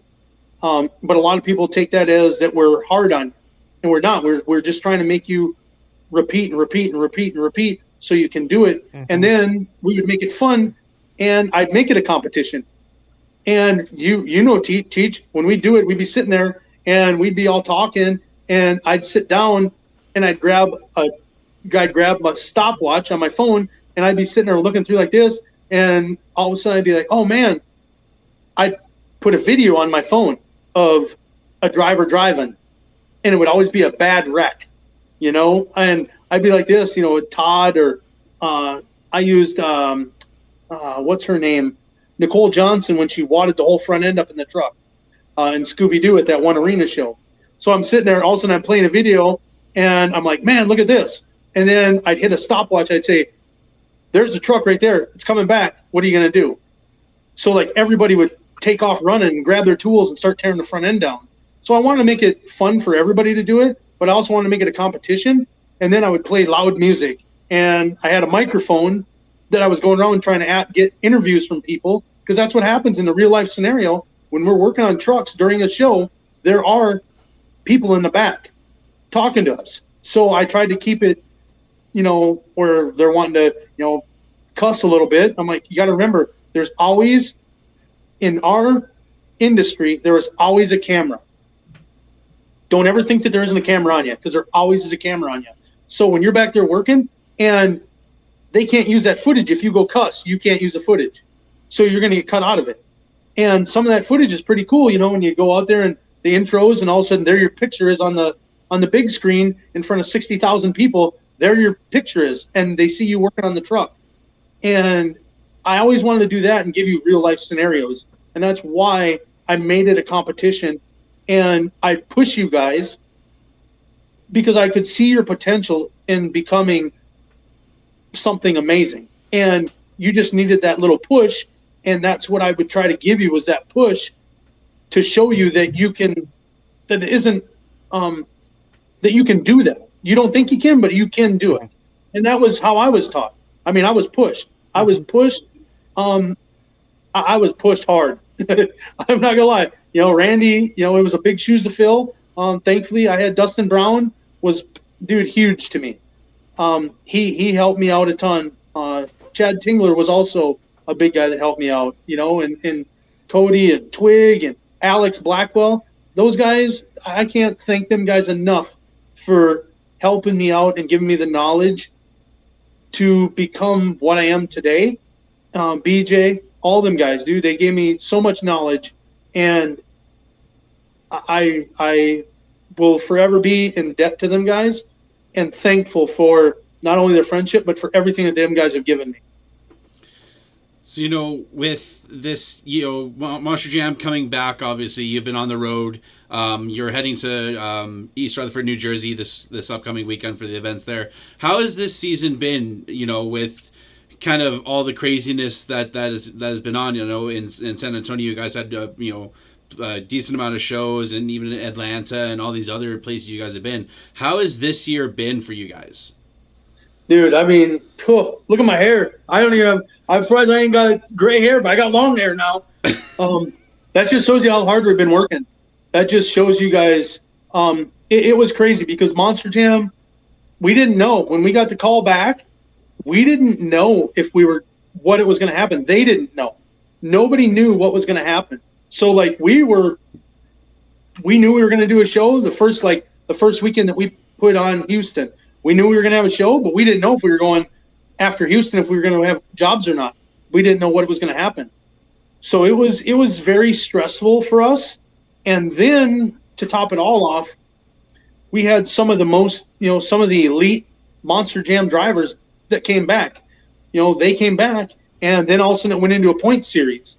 So you got these drivers that, usually in a stadium situation, you have, you have 4, 5, 6 drivers that are, pretty elite. Then you have, middle class. I don't want to say that. I hate saying that because all the drivers are awesome. But you have some that run up front hard. They run them into the ground. And then some that, some of the independent guys are like, ooh, I don't know if I really want to run it that hard. I'll run mid-pack and that. Every one of these drivers drove the wheels off them trucks. And we went into Houston the first month out. We did 2 shows in Houston this weekend, 2 shows the following weekend, and we had it signed up to do 3 shows the third weekend, but the whole freeze and all that happened. And it was crazy. It was crazy. We worked so hard, and the COVID restrictions, the mask and the social distancing, and you had you had our little pods that the three technicians in a trailer and the 2 drivers were the only ones that could be together. So, we were used to, if a truck breaks, you go help. Well, you couldn't do that. If it wasn't your 2 trucks or your extended pod, you couldn't go over there and help them. So you felt kind of helpless sometimes because you'd see your friends over there struggling and you want to go there and help, but you can't. But it just took that, and like we talked earlier, dude, we just got off of San Antonio, was our last show for I call it the Super Tour, because we did 3.5 first quarters worth of shows. We did 35 or 38 stadium shows, not including the arenas. This was just stadiums since January 1st or January 2nd, the first weekend out. We did 35 or 38 stadium shows in that time, which is almost 3.5 first quarters.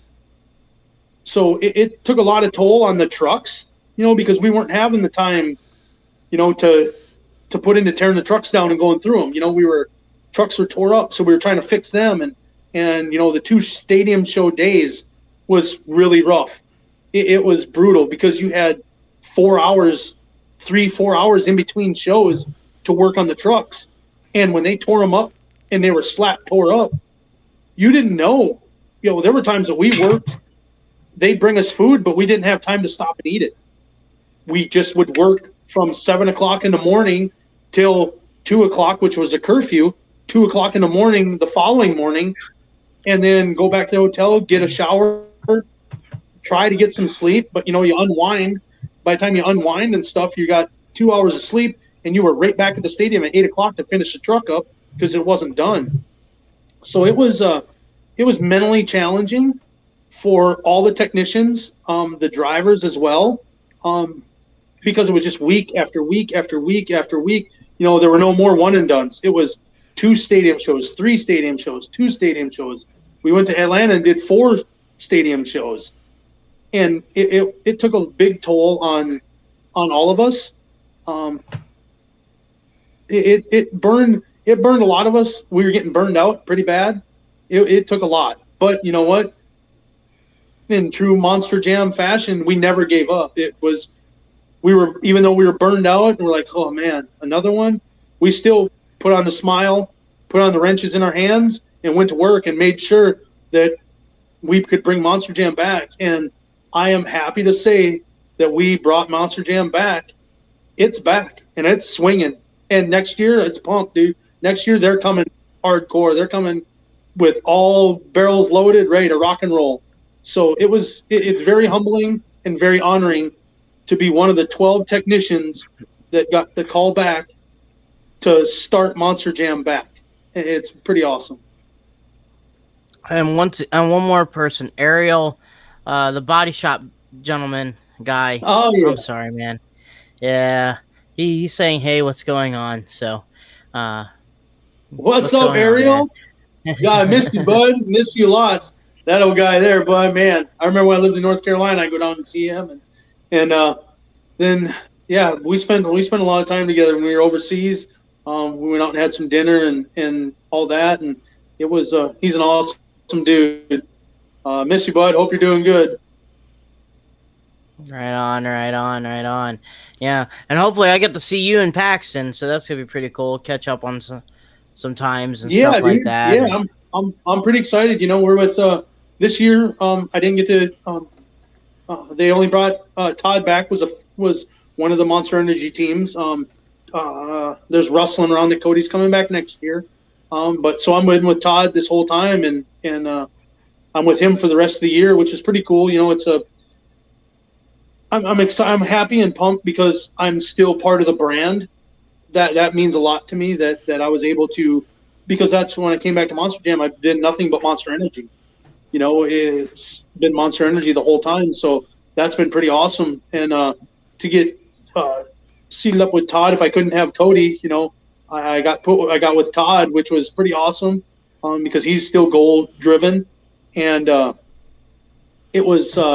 This year was challenging a little bit because he's kind of used to running the stadiums. When we run them stadium tours, he's got 3 or 4 guys that he's battling with for points. Where this year we had, 8 guys, 8 drivers that we were battling with the whole season.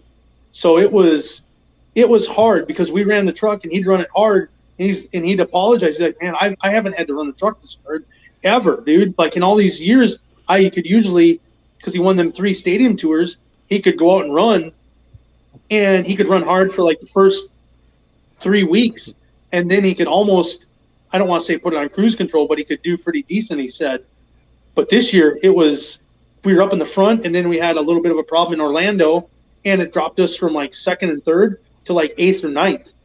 And we were like, oh my God. And he was kind of in panic mode. And I'm like, dude, I'm telling you, all we got to do is be consistent. You be calm. Don't worry. We had a little bit of a hiccup, but I said everybody else is going to have problems. They're going to fatigue. We're going to be okay. And we just kept clawing, and he kept driving the wheels off that thing, and we started clawing back. And when we went into the last weekend, we were back in fourth and tied with Tom for third. And I'm like, dude, all we got to do, you just go out and drive that thing. That's all you need to do, and we're going to be fine. And all of a sudden, Adam had them problems. I feel horrible for that because he was wheeling that truck. And all of a sudden that weekend, he had massive problems, massive mechanical failure. And all of a sudden, he went from first to fourth or fifth. And all of a sudden, the next thing we know, we were right there with Ryan. Ryan's in first, and we're right in second. And it was awesome to be able to claw our way back, and not be a gravedigger or a Bakugan or because we don't have merchandise, we don't have none of that stuff. We're the independent. We're kind of the independent company team. That's what you feel like sometimes because we don't have any merch. We don't have anything like that. All we have is the guys behind the wheel and us mechanics turning the wrenches. So, Oh,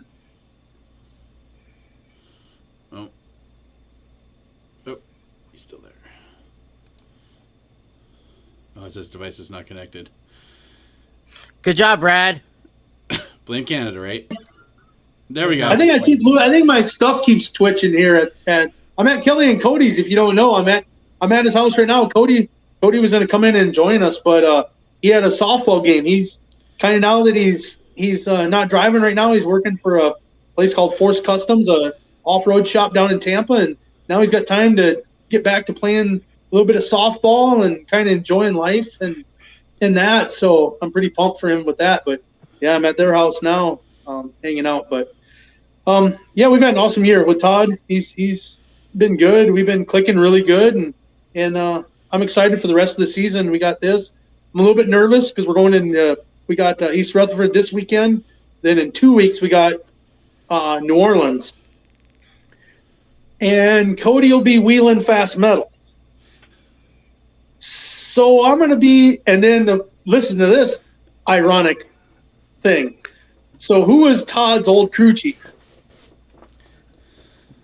There's about Landon Sean Wells. Powers, Yeah, Landon. Brandon Wells, yeah. Well, Landon Wells is going to be crewing on Cody's truck, and I'm crewing on Todd's. Oh my! Yeah, so it's how gonna be awesome is that though? Seeing Cody behind the wheel. Telling you, man, he drove I can't give the more props to John Gordon for giving Cody a chance to get behind the wheel, because John Gordon, hands down, that dude, him, Dustin, Big Matt, dude, those guys have it going on right there. They have an awesome whole team set up, everything, and I'm so excited for Cody to have the opportunity to go wheel that bad truck, because everybody knows it, dude. John, when it comes to bad horsepower, John Gordon's got it. John Gordon's got that. We always make fun of it. John Gordon's got that Hall brother horsepower. Here's a question. I didn't get the chance to talk to Cody, but he probably told you. How was his experience driving the Samson truck? Awesome. He said it was absolutely awesome. He said that that's the best landing truck that he has ever driven in his life. He said that there was nothing. The harder he hit stuff, the better the truck landed, and he wasn't scared to hit anything. He himself was like, "This is like, I don't think I should hit it this hard." And he'd hit it, and it soaked it all up. And he's like, "Oh, okay, I can hit it harder." And everybody there was like, "Jesus, dude, he's running the wheels off that thing," but he really wasn't. And then, like he said, running that big Hemi, he was like, "God, now I know why everybody looks at the Hall brothers." Because Dan, he's got that Hemi turned up, and it was pretty awesome to see the smile on his face when he come back home, and to see the smile on his face, it was pretty awesome. Even they seeing just the went smile up on his face when he was. What's that? I was about to say they just went up to a 44 MSD 44 now on the Samson truck.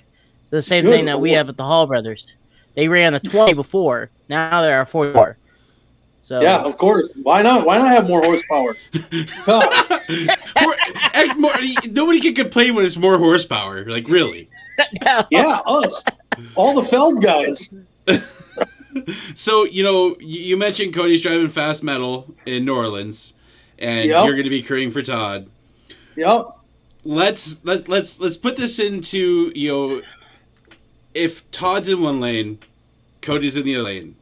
Are you going to be conflicted? Super fan question. Dang it. Are you going to be conflicted over this? You know what? Cody's my brother-in-law, and he always will be. He's my brother, dude. I love him to death. I want to see him do awesome, and nothing more.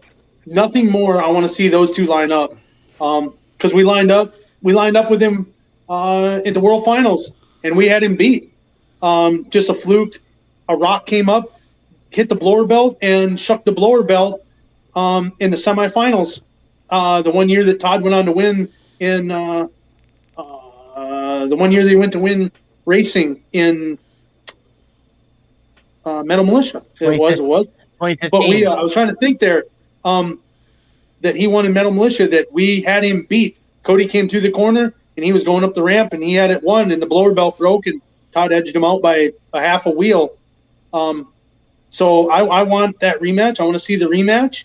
I don't know if I can have that. I don't know if I can turn that old beast up enough to run with Jagor's stuff.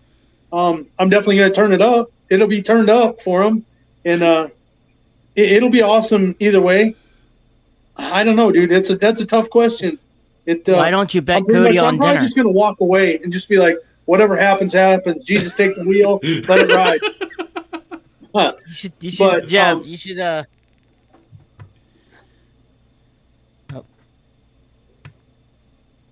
Oh God, look at Cheech. Hello. You're on. See, you're not. You see, you're like me. I don't feel so bad now. I was wondering, you should bet Cody on a dinner. Whoever wins, if your truck wins, that you're working on. Nope.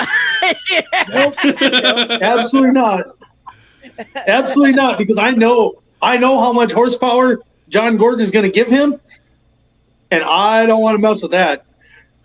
I know he's got them Big Chief, them 572 or 575 Big Chief, nasty, turned up. And I'll guarantee you, I know John's going to turn it up. Dustin will have hit that truck. Dustin and John and Big Matt, they're going to have that truck turned up for Cody, and it's going to be awesome to see him behind the wheel again. I'll tell you what, when we hung out with those guys at Bloomsburg, humble guys, down to earth, and they will make you laugh no matter what. And I don't think you can ever had a bad time with those guys, because it seems like they always had positive vibes and it was always pretty cool. But a guy named Benjamin Winslow Bobo. and That's Mr. my boy right Bobo there. says, Sinn Man is a better ride truck driver than crew chief. That's his comment. He's just laughing. He's just laughing because I had Brandy Brown. He's laughing because in Hagerstown, no, not Hagerstown, Stafford, I had Randy Brown so mad because Randy Brown's the Gravedigger driver. And there were fans that were waiting that Randy got there after he got done driving Gravedigger, and Bobo was there with me.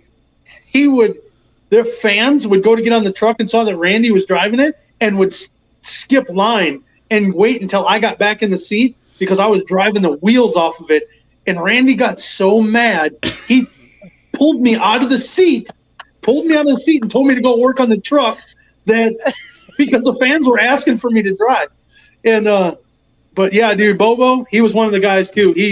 He took me under his wing and helped me work on trucks, and he was back in the day. He's one of the old schoolers like me, man. And hats off to him, dude. Another one that I'm so thankful for having him, take me under his wing and give me his knowledge and help me tune and work on trucks and that, man. I wish we could have had a few more years with him, because dude, I heard stories when he was with George and the fun those guys had, and I wish I could have had a little bit more time with him on the road doing that. But the time that I did get with him, dude, it was awesome. That dude he's hands down, man. He's one of them guys that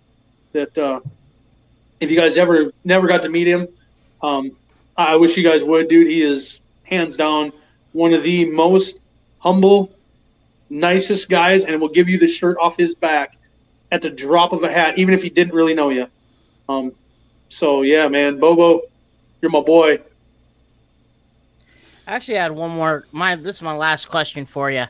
And I should have asked it maybe earlier, but when you transferred over to the Monster Jam, was there anything that you still kept in your head that helped you out with Monster Jam when you were with the independent side? Was there anything that you still do today? A lot of the stuff, I'm very fortunate that, from running with the independents, you just can't go grab stuff off the shelf. Independents, you got to rebuild stuff. You got to think outside the box. You can't make a planetary work. You figure out a way to make it work, and I learned to rebuild a lot of stuff. I learned to rebuild, everything. Now we got shock guys where I learned to rebuild shocks then, to rebuild planetaries, third members, all that stuff.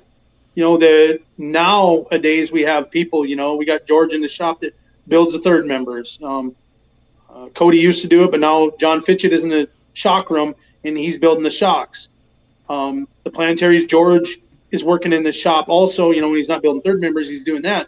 Where a lot of the new technicians don't know how to do all that stuff.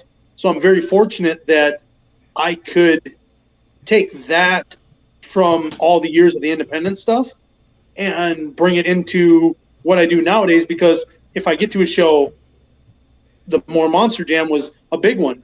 As fast as we were going through them planetaries and stuff, people are like, oh my God, what are we going to do? And I'm like, oh man, we got 3 broke planetaries. I can take this part out of that one, that out of that one, these parts out of this one, and I can build one, and all of a sudden we got one good planetary.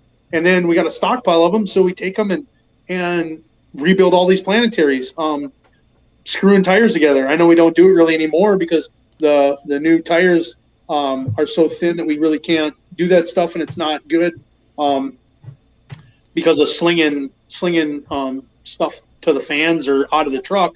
But back in the day when we used to screw the tires together, I got into a situation at a show with the BKTs that we cut a tire and we didn't have a spare tire. So I took rags and silicone and wrapped everything up, and screwed it into the tire and made it work. And we went out and made it work, through a show. We made it work for the show. Covered everything up, so nothing could come off the tire.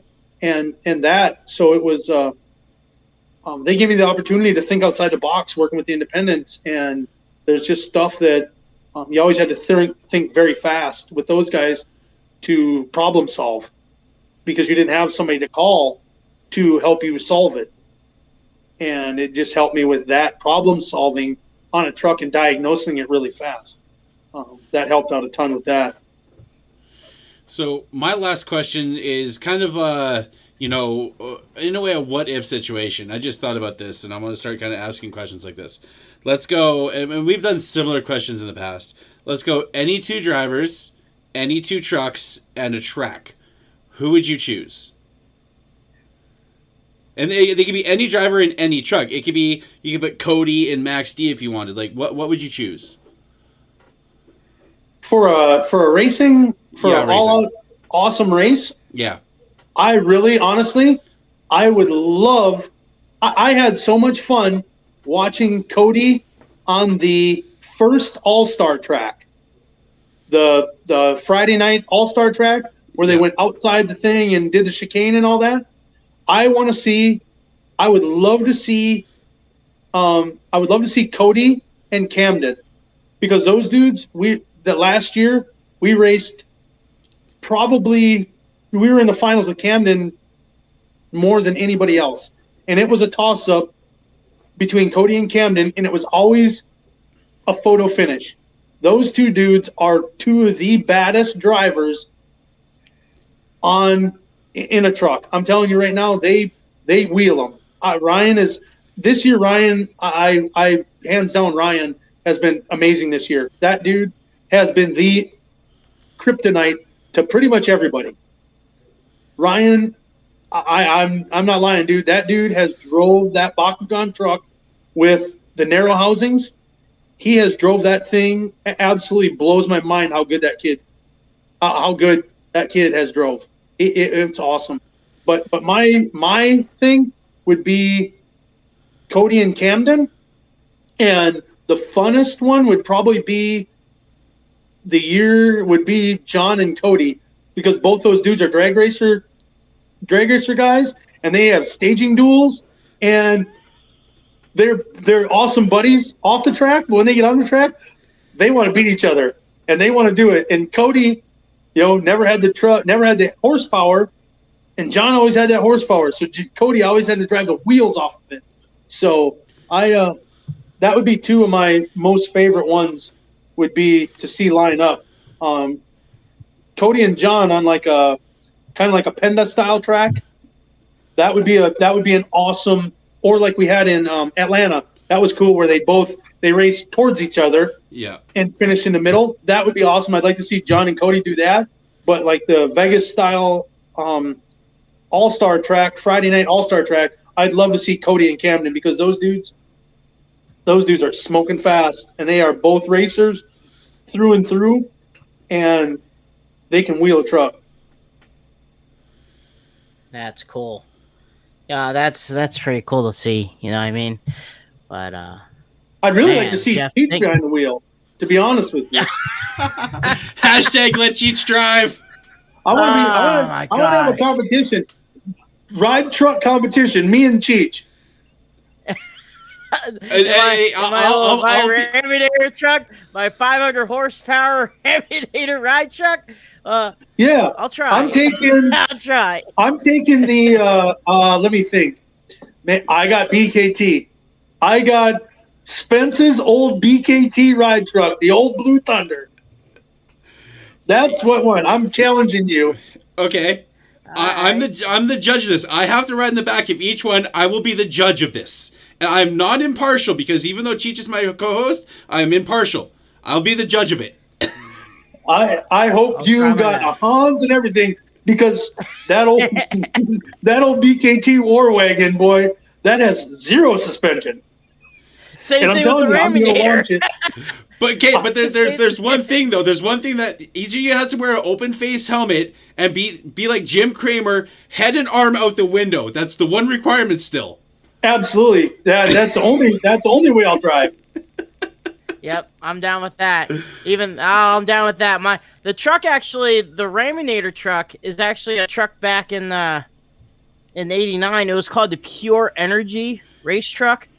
It's a funny story, Jeff. Mike Vaughters came over to me and told me the chassis on that truck was supposed to be Samson 2, which was the Don Maples, now Dan Patrick bought, but the dimensions were wrong. So the chassis was sitting out front for a good while until this guy put it together and bought it and made the truck called Pure Energy, which raced around Hagerstown and Fishersville, Virginia, along those states.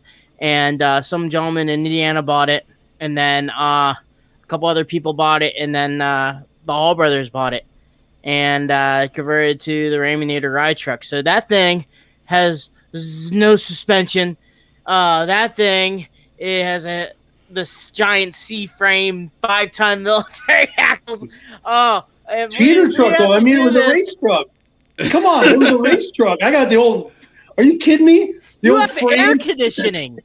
Yeah, but yeah, I'm not gonna lie. It does have air conditioning. But I mean, look at it. But if you look at it, it's just an old square frame. The old BKT, it was the old square frame, and then they just took the F-250 frame and set it right on top of it. So I'm like, okay. I picture the track. It's going to be an old school USHRA track where you have to go to the cars, then you have to do the mud pit at the end and the hill. That's the track. Can we do it? We got to do a trailer pull too, though. Or yes, it starts with the sled pull. Yeah. No, because he's got 500 horse. I got that. Jeff, I got that old 305. There's a little thing called I got NOS. that 440. Put some giggle juice on that thing. I got the 440 with a single carb. That's fine, though. I'll just do like Cletus McFarland did then. I'm just going to take a nitrous bottle, put it in the seat, and then just run a wire to the top of the intake, and I'm just going to turn it wide open. Oh my god! It might. I'm not saying I'm going to make the whole track, but I'll tell you right now, it's going to look awesome when I launch it. You know for a fact, if we do a sled pull, we're going to be the slowest guy. It's going to take all day to finish the sled pull before we even get a chance to unhook and make the turn to go crush some cars. People will leave. Well, I'm going to say, the sled pull, it ain't going to have nothing in it. The tires are all going to be up, and it's going to be hooked to the tractor to lift the back end lifted. Yeah. Trust me, I'm cheating all I can. Be pulling off, and then I will intentionally just back up position, and I'll try to hit it and maybe get that 6 cars, maybe try to get 3 cars and crush in and second bounce, and then I'm all over the place, and then I want to have one stall. There's one stall limit. You know how back in the old days when the guys crush cars and the truck's already stalled and you're like, and you have to continue on. One stall limit. You're only allowed to have one stall. All right, we'll do the one stall. I'm just going to save that nitrous bottle. I'll have 2 nitrous bottles because one, I'm going to do it for the sled because that 305 won't pull anything anyways. But then I'm going to do the last one is going to be right when I get to the mud pit. I'm turning that big bottle wide open, and I'm just going to send it through the mud pit and probably look like Tom did when he ran out of the mud pit into the containers and when the truck wouldn't shut off or his rail didn't shut off. Right now. Just drop a mother bottle in the bed of the truck and there you go. Yeah, I'm going to look like an old farmer with the big propane tank like for drying gas. It's all going to be nitrous. Here's a story. The original motor that was on the Raminator ride truck was a 528 crank motor. Jesus. See, that's cheater right away. So I have no, just like when we race you guys. Good Lord. We got 1,300 horse, you got 2,000. But Jeff, you got to remember. We spin the wheels off of our stuff. A chase is a race. But I can drive, and we got Cheech behind the wheel. So, I mean. And once in a while, a squirrel. We're going to put a booster seat in there for you, Cheech. Hey, I'm running out of my Yellow Book pages seats. I can't find no Yellow Books anymore. I bet you. What's his name from ISP will build you a booster seat. Well, get Too Tall to help me out. Oh yeah, you and Too Tall. That would be an awesome. That would be an awesome team right there. First one to see over the dashboard wins. That'd be awesome, dude. That'd be so much fun. Yeah, I've seen pictures of me. I've seen pictures of me driving the ride truck, and all you see is my eyes like that in a hat, and then I'm somehow. But I could see perfectly. I could see good. I could see everything that's going on inside the truck. But there's this one photo. This looks like straight up like that's it. And where my hand's at is like where the body line goes, and there's my head. So it looks like no one's driving, but it's me. It's like how I roll monster truck tires, and I'm rolling it because I'm 5'5", and the monster truck tire is like 5'6". So when I'm rolling the tire, people think the tire's rolling down the hill or rolling by itself. Then they stop it, and I look over with an ugly mug look because I'm like, "What are you guys doing?" And the guy's like, "Oh, I thought the tire was rolling by itself." No, get away! And then I start just pushing the tire away and stuff like that. It's just, it's a good hiding place, I guess, for me. But driving a ride truck is like when I was driving Randy Brown's Peterbilt when we were hauling the digger and the low slammer. Yeah, you slam down and you're like this much of your head is sitting above the window when you're sitting down in there. Then it had the big shifter way in the air, so you're like reaching way up like this, and you're crouched way down, barely looking over the steering wheel. Yeah, I felt like what's that guy? What's his name back in the day? Brian Bartle, when he pushed that lady in the turn lane. You guys didn't ever probably hear about that, but he was in a turn lane and he had that Peterbilt and he did the same thing. He had Little Tiger and Wolverine, and he went through and the light turned green and he took off through the light.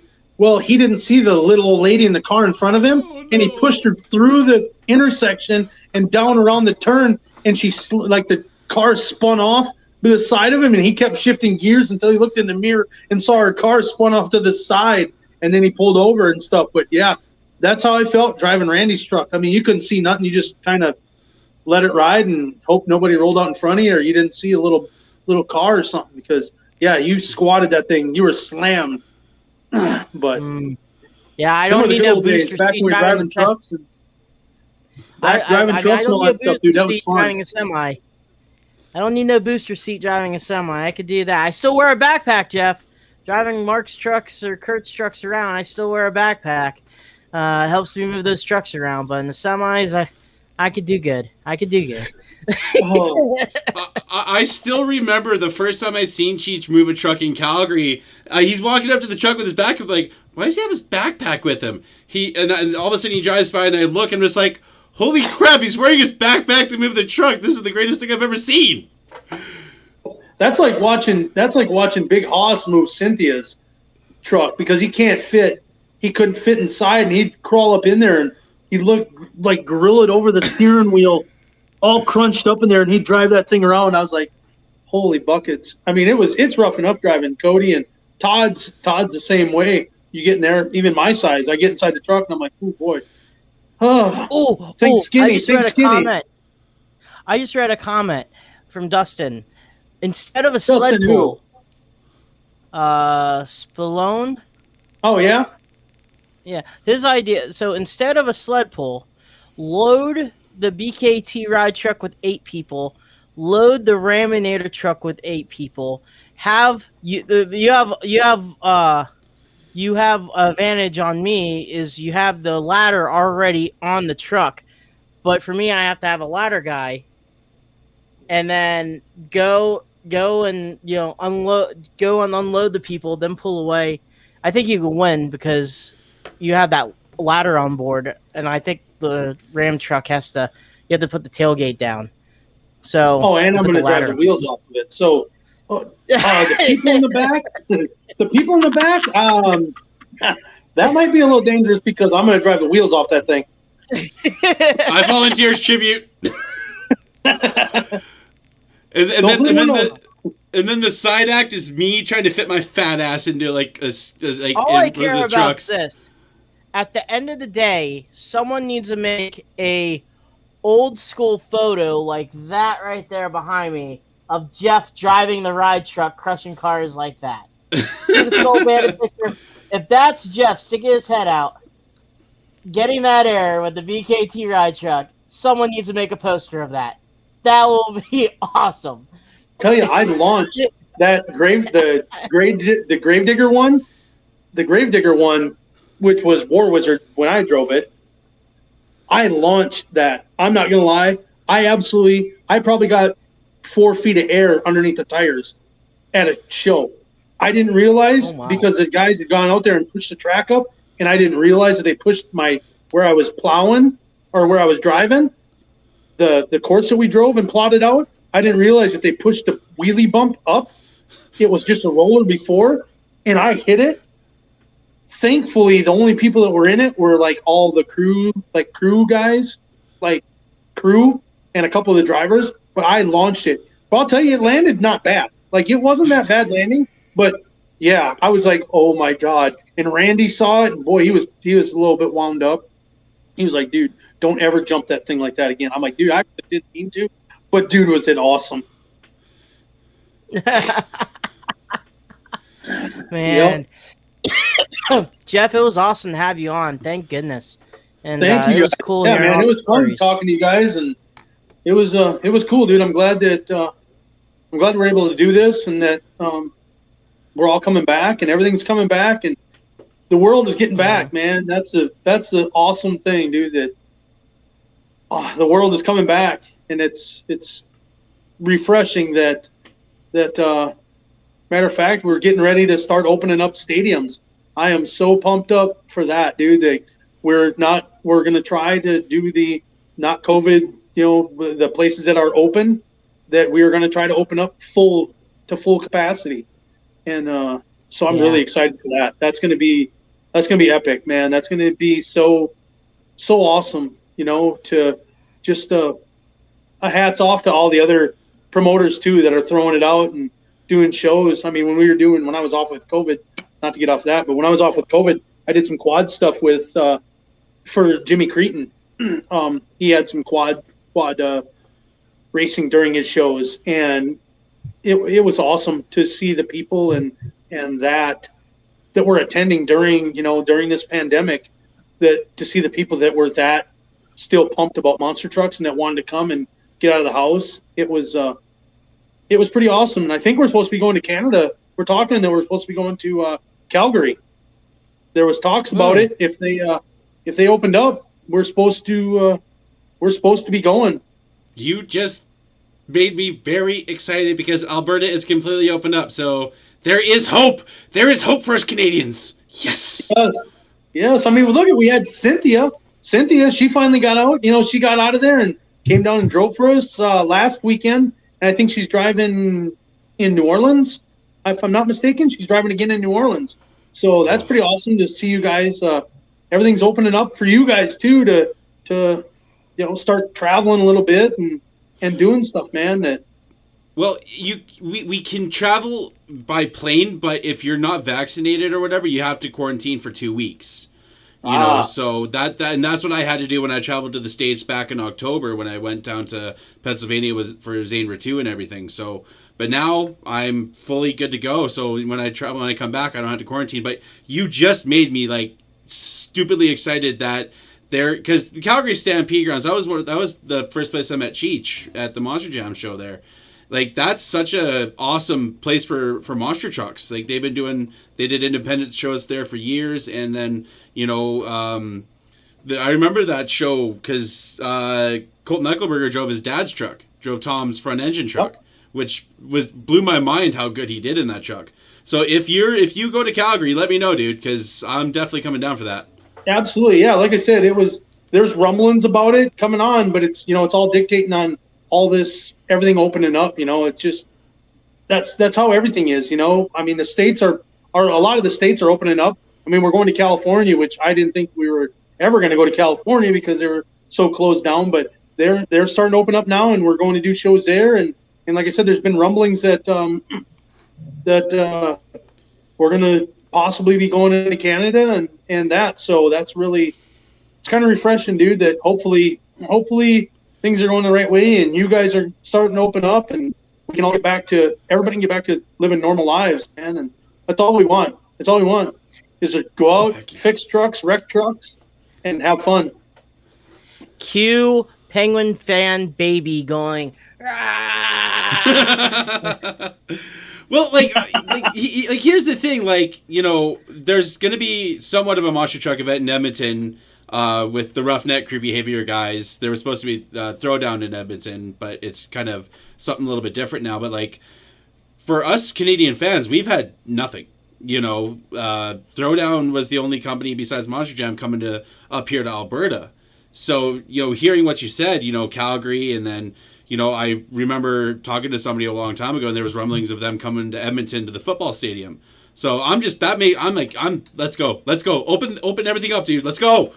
I know, we all were, man. It's been like that, but it's been a long haul, dude. It's been a long deal, and as things open up, and hopefully, man, all you guys, Canada will open up, and we can go start, hitting new markets, up there, that we haven't been to yet, and hopefully that all the international stuff will fire back up, and like I said, man, there's just so much that we've lost, and kind of humbled all of us, but it's been pretty awesome now that we come back, and we're going to come back bigger than ever, and maybe that's what this whole industry needed, was this happen to make everybody kind of realize, how much they really do love the sport and how much the fans mean to us and how much the fans missed it, man. Because, I mean, everybody we talk to, all the fans are like, I mean, we pack stadiums, fans are buying, even with pod seating and it being a little bit more expensive,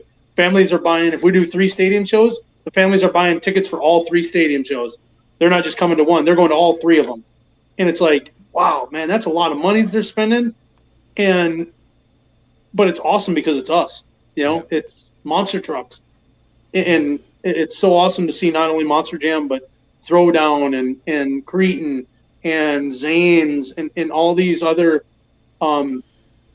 independent monster truck organizations are starting to thrive, and it's pretty awesome. It is absolutely awesome to see everything the way it's evolved now, and I can't wait to see what 2022 comes with. Oh, heck yeah, man. Well, Cheech, anything else before we end this, man?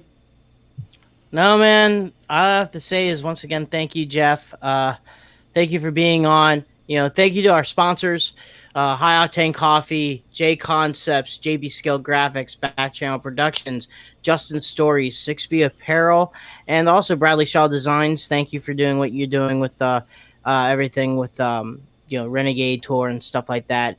Once again, I did put TBA because I haven't found someone yet to be on. I've been trying to push the RC project that I'm doing on November 20th and take a look at the designs on our flyers by Brad. So hopefully that will come together and stuff like that and go from there. But also July 29th, the Champaign County Fair here in Champaign, Illinois, there's going to be a monster truck show that we're hosting. So it's going to be the Hall Brothers Trucks, Hotsy, Raminator, and Ammunition. Then you're going to have some Bigfoot and Samson and Toyd. So that's some a good lineup for a fair show. $15 a person, and you're gonna get, I think, some obstacle course racing, straight line racing, and some freestyle. So some good old USA Motorsports type action that we're gonna try to shoot up here. So for me, that's about it. Go to also that RC Hall Brothers, the Hall Brothers shop is also going to be a little bit of an open house. So Raminator is going to be on display. Mark's truck, all tired up. Merchandise for sale. You can take a look at the old heavy metal tank. Even the new truck that we're building right now that's going to be in the premise. So Lucky 13 and a couple other stuff. So if you ever have time after the Hall of Fame, that's the week after beforehand, want to stop by and take a look at it, you guys are more welcome. It's free for the public. People can come and check it out. Like I said with the RC racers, if you want to race with the classes that the rules will have on the Facebook page, I have a Facebook page for that. Rules are based off of Sugar King that we run at St. Louis, Missouri. So there's going to be the Retro, Sport Mod, Pro Mod, and then LMT Spec class. So go ahead and check all that out. If you guys want to have some fun and race, you're more welcome to. Trophies, prizes, raffles, giveaways, stuff like that will be on the premise. So that's pretty much it for me. Check me out on Facebook, Dan Cheech Agosh. Also on Instagram too. And also on the RC page, and take a look at the RC, once again, competition that's happening on Facebook page for November 20th. That's it for me. All right, and for me, the Canadian Takes America Round 2 happens in end of August 31st to like September 13th. So if you guys are going to be in the Indianapolis area or any kind of where I'm at, let me know, and I'd like to meet you guys. I'm going to be at the U.S. Nationals, so it'd be cool. Let me know what to check out, sights to see on the trip. That'd be awesome. Check me on Facebook at the Monster Truck Canucker. And what about you, Jeff? What's your social media that people can find you on? Shoot, man, I think Sinman15 or something. I don't know, on Instagram. I don't know, dude. I don't even watch some of that stuff. I told you guys, I'm not very savvy at the old social media thing. Just yell at Jeff at a Monster Jam event. If he can hear you and you yell Jeff, just wave. Yeah. Come on out to East Rutherford this weekend and say hi. We're going to be there. We're going to be down in New Orleans. And then the following weeks, we're going to be we'll be in Sunrise, Florida, Newark, New Jersey, Milwaukee, Wisconsin. Then Foxborough rounds out our deal in the end of August. So we're going to be rocking and rolling. Team Monster Energy rocking and rolling, and hopefully we can put that fast metal truck on the trailer. I hope in New Orleans. Not really, but kind of. But no, man, it was awesome. I love meeting fans. Thank you guys for everything, dude. Humbling, dude, to be asked to be on this. I don't really do much of this and get asked really. I just kind of put my head down and make trucks roll. So it was honoring you asked long before. You were asked long before. It's just when we were being able. You were all busy. COVID hit, and trying to figure something out. And then, I had you on the list to be on anyway. But just to get you in was just a mission as itself, and we finally achieved that. It was cool to have you on, hear the stories. Here, like I said, every month I get a crew chief in here just to talk about their side of everything, because I think it's cool to hear everyone's stories, and that we are one big family. Even though sometimes I always call the higher ups, but the moms and dads may not see eye to eye, but everyone else, we all see eye to eye, and we all love to hang out and tell stories and work, because we all have one mission, and it's work on these trucks and pleasing these fans that pay their hard-earned money just to see us, because whatever issues or situations they have in their life privately, our job is to make them not think about that for a good 2 hours of their lives, or some of the drivers 5 hours if they're signing autographs for a kid or for them else, because we're one of the only companies or one of the only products that can entertain a 3-year-old to an 83-year-old and still get the same smile on their faces if they really enjoy it. So we are one family about that, and that's one thing I loved about this is we make everyone happy. Even though sometimes we can rip each other's heads off, we have one goal. Yeah, we all have each other's backs. Even when everything's down, dude, we want to rip somebody's head off, dude. If they ever get into a pinch, we always have everybody's back. But yes, you are right, Teach. It's humbling that you put in all the hours, you put in all that blood, sweat, and tears, and no sleep, and you're like, man, I'm just dragging. And you have a little kid or an older adult come running up to you and be like, hey, that was awesome that you got Monster Energy back. That's awesome that you got Raminator back, or Ramunition, or any truck, that you worked on. And you look at them and you're like, man, right there, that made everything that I just did worthwhile. That I don't even care. I just don't care. That made my day right there. What you just said to me. And it's just the small things, man. And I'm very humble. I'm very lucky to be able to do something that I love doing. My dad always said, I'd never work a day in my life. If I love my job, you'd never work a day in your life. And I'll tell you, since 2014, it's been rough. There's been some rough spells in it, but I will say it, that I have not worked a day in my life since 2014. Well, guys, that is the episode. Next week is TBA. She's going to try to find a guest. He'll let us know. Again, Jeff, thank you for coming on. It's always a pleasure talking with you. And hopefully you're in the Paxton area when I'm heading through Illinois and stuff like that, so I can come and say hi to you in person and everything. So, guys, same thing again, with me, man. Yeah, I definitely want to meet Cheech as well and check out the Hall Brothers shop. So keep an eye out for that, guys. And, as we always say on the podcast here, since day number 1, guys, keep the rubber side down and the shiny side up, everybody. Peace.